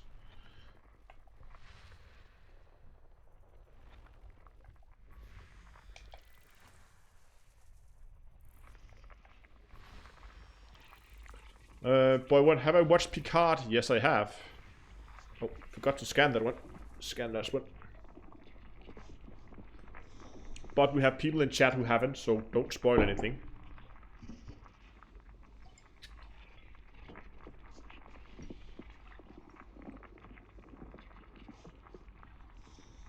"14 sites on that one.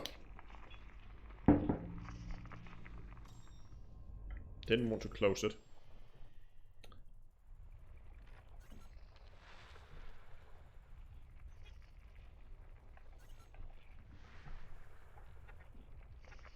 Okay, let's get scanning again. It's more geological site.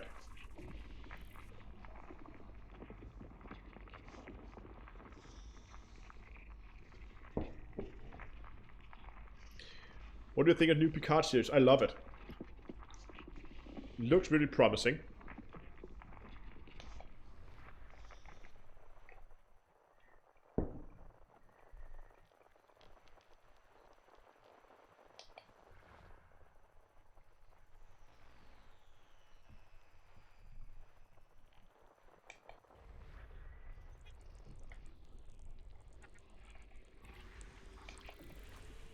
So there's one left. And it's right there. Perfect. Now, let's see how far we have to fly for those water worlds. Look at this hot mess. Wow. 1, 2, 3, 4, 5, 6, 7, 8, 9 moons. There's the water worlds. Are there any terraformables out in this area anyway? Oh, terraformable water worlds even. Even better. Are there any terraformables at all?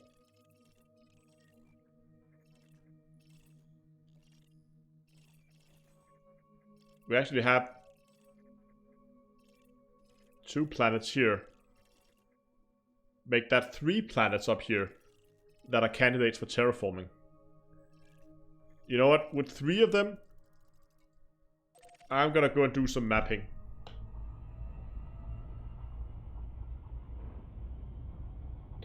How much Patreon is the... I think it's 5%, if I recall correctly. Let me actually check. I think it's 5 as a 5% discount for Patreons. No, let's not sit up there. Hold on. Oh, just gonna throttle down a little bit in game here while I'm browsing around outside the game here. Give me a second. It would be on Teespring. There we go.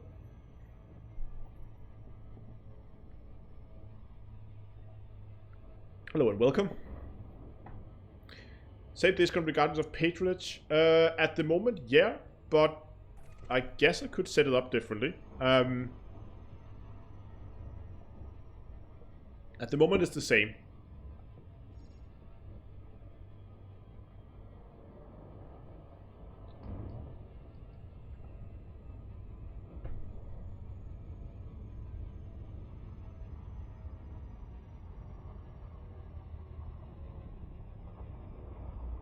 Okay, first one, 6. Okay, that's fairly straightforward.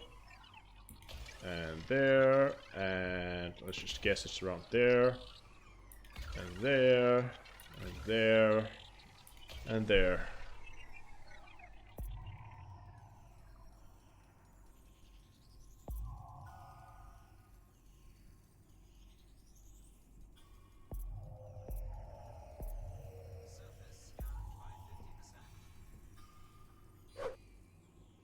Bit of a misfire on the rear one, too far, but we got it. Next planet.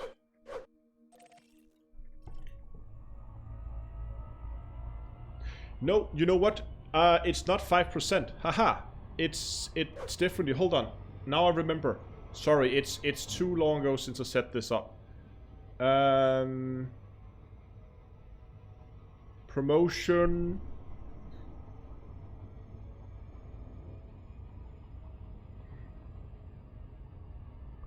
Yes, no, that's right. It's not 5%. It's $5 off each item. That's how it is. Yes, sorry. My bad. It was too long ago. So it's $5 off per item.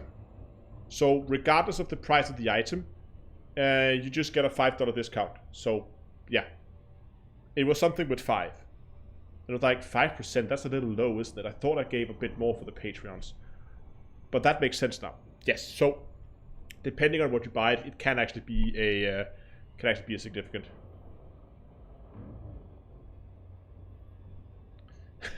down to earth 30%. Yes, no, exactly.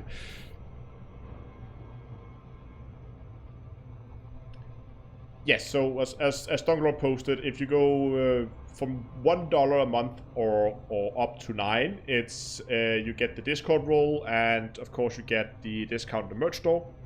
If you go from 10 or up, you also get, of course, discount and merch store discount and Discord roles, and you also get, if you want to, you can get your name listed at the end of the video as a supporter. So you will see at my end roll of my videos, I list all the people supporting the channel.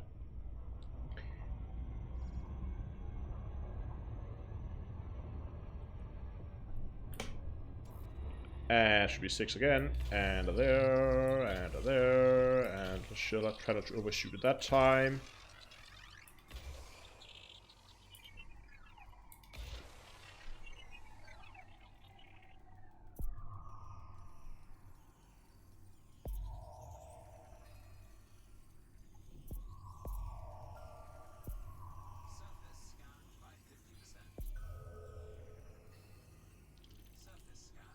Perfect.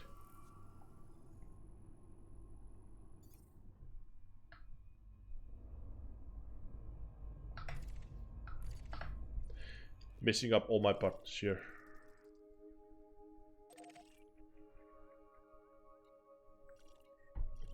Last one, at least for this star.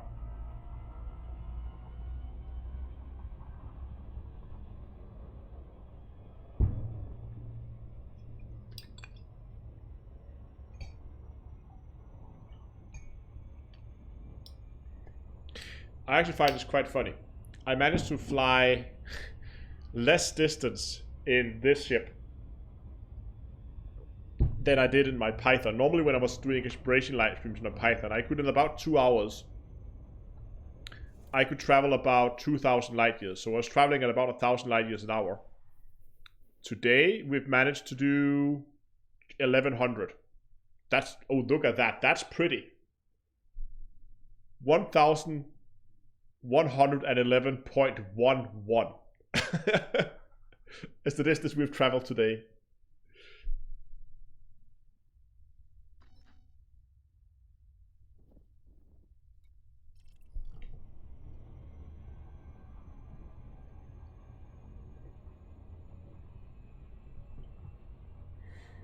And that is even with this ship that has a longer jump range. Hold on, that's... Did you see that for a second there? Or was that just me? Hold on, go back and watch that. There was an SRV symbol here for a second. That must be a bug.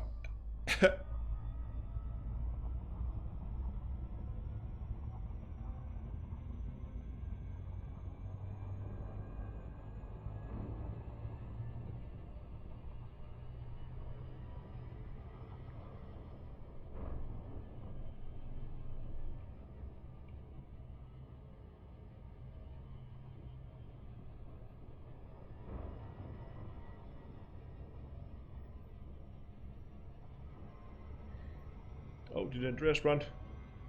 Missed. Oh, reading chat, overshooting. Well, thank you, Andreas. Hope to see you again. He's probably gone by now, but I don't know. Maybe he's got to go back and watch the VOD version. And there we go. Yeah, whee! Okay, we had someone who went back and looked. That was really weird. Oops, and now I'm about to fly into a planet. 7 probes for this one. Okay, can we do it originate with 6? That's what I want to know.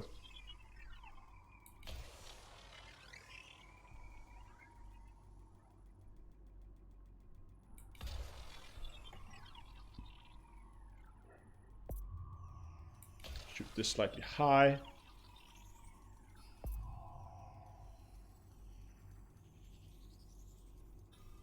Yeah, we can shoot slightly high.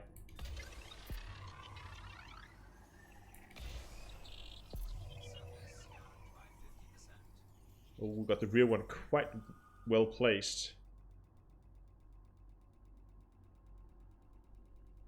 Problem is, with the way I've positioned my probes, if I don't get it in 6 probes, I did. Nice.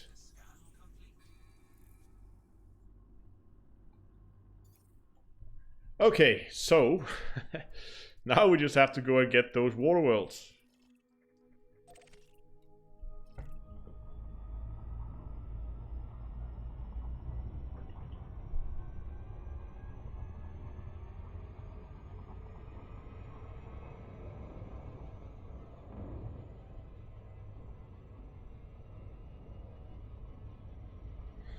Hello, Peter, and thank you. Just saw your message there.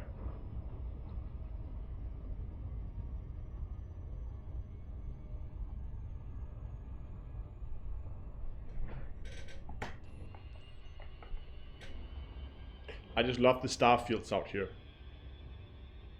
I mean, just look at that. It just never gets old, does it?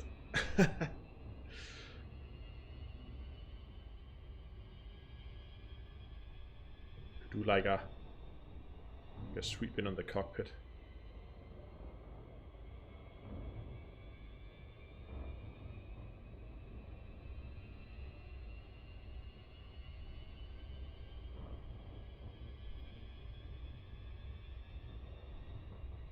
It doesn't get any younger.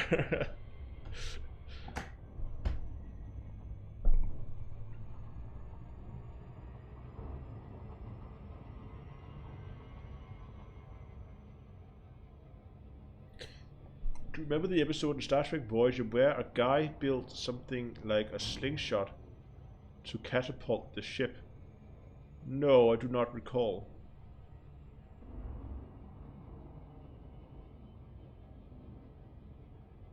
Is there a scientific explanation for the field of stars near Nebula?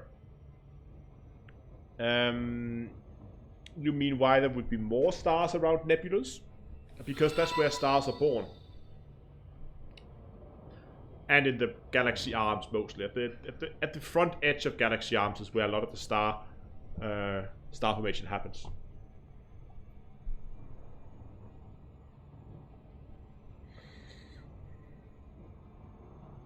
I mean, for stars to form, you would have to have materials to form them out of. So, I mean, stars just don't pop out of nowhere in the middle of empty space. So it would be natural to assume that stars are born, or it would be natural to think that stars are born in places like nebulas and planetary clouds and that kind of stuff. But it's not enough just to have the material available. You need something to disturb it, and that's why you would often see, if you're looking for very young stars, so the big blue ones, that they would often be created along the galaxy arms. So like on the front edges here of galaxy arms is where you would expect to find more blue stars.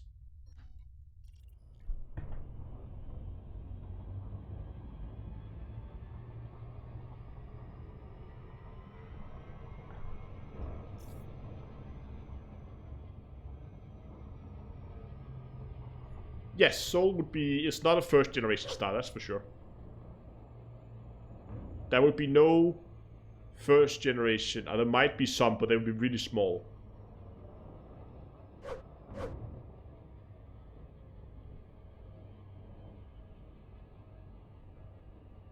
Any flat earthers here? I don't think so.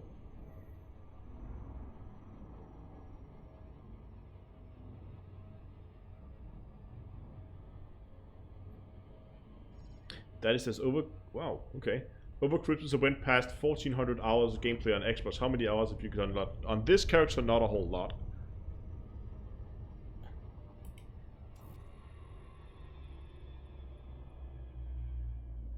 Okay, 6 should be easy. One there, one there, one there. And there, and there, and there. Okay.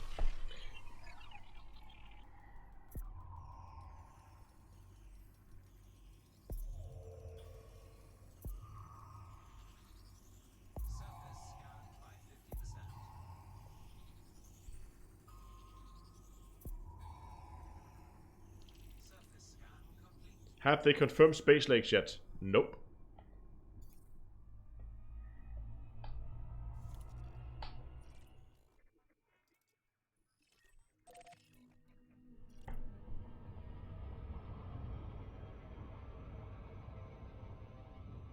Hello to new people over on Twitch. Sad face. Oh, I don't think we're gonna hear anything about the next update.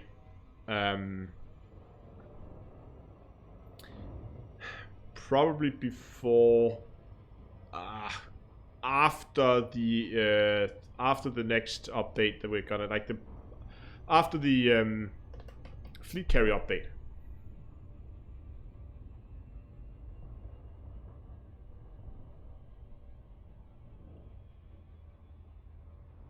Commander Exorcist, good evening.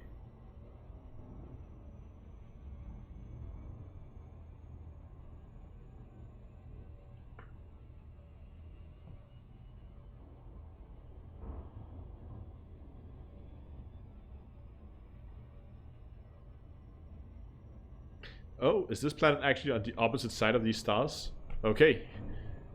Here we go. Time to thread the needle.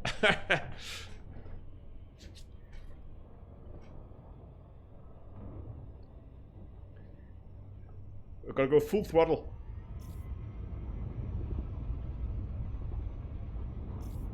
Perfect. Plenty of room. Not even in scoop range.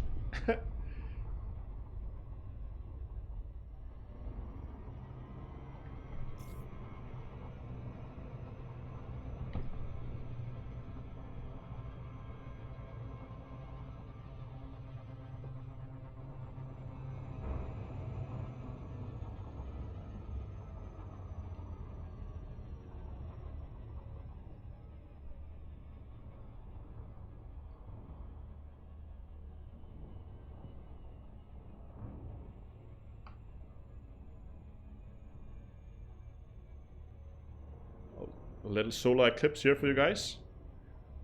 We'll try to stay in the eclipse here for as long as we can. we can get that beautiful light as it passes through the atmosphere.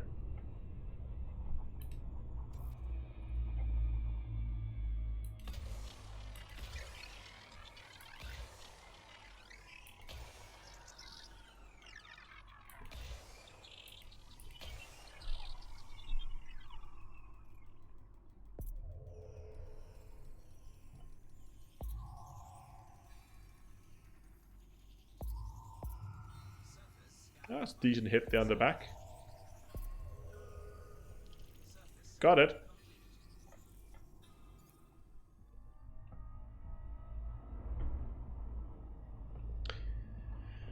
Okay, I think that was all the stars in this system that we are stars.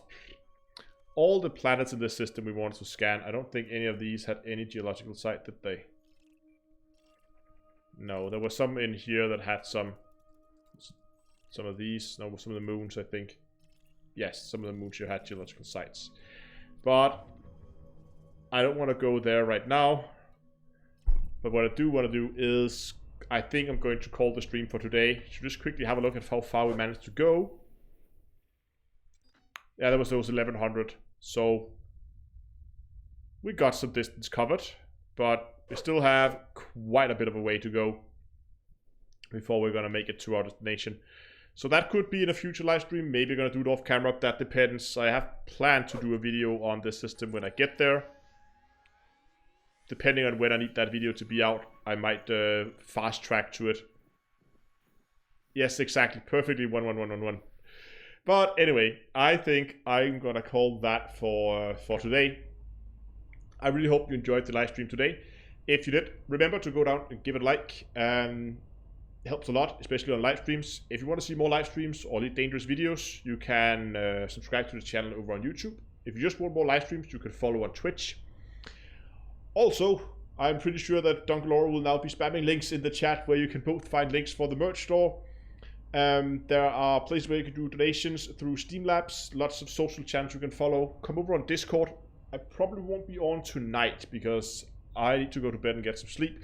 But I usually hang out over there most evenings, and you're always welcome to come by and say hi and play some games if you want to, or just have a chat. That's really up to you. We are a pretty open, chill community, so I'll hope to see some of you guys over there if you haven't joined already. Also on the Discord server, you will find the all the information you need if you want to join the in-game faction that we have and help further the cause of Terra X as we expand our way through the galaxy. There are plenty of people who can teach you how BTS works if you're interested, or, well, if you just want some casual, like, daily missions kind of thing, well, then you can go over and follow the daily orders. It's really, like, a very chill community, so I hope I'll see you guys over there. But anyway, thanks a lot for watching, guys. Hope you enjoyed it, and until next time, I will see you guys in space.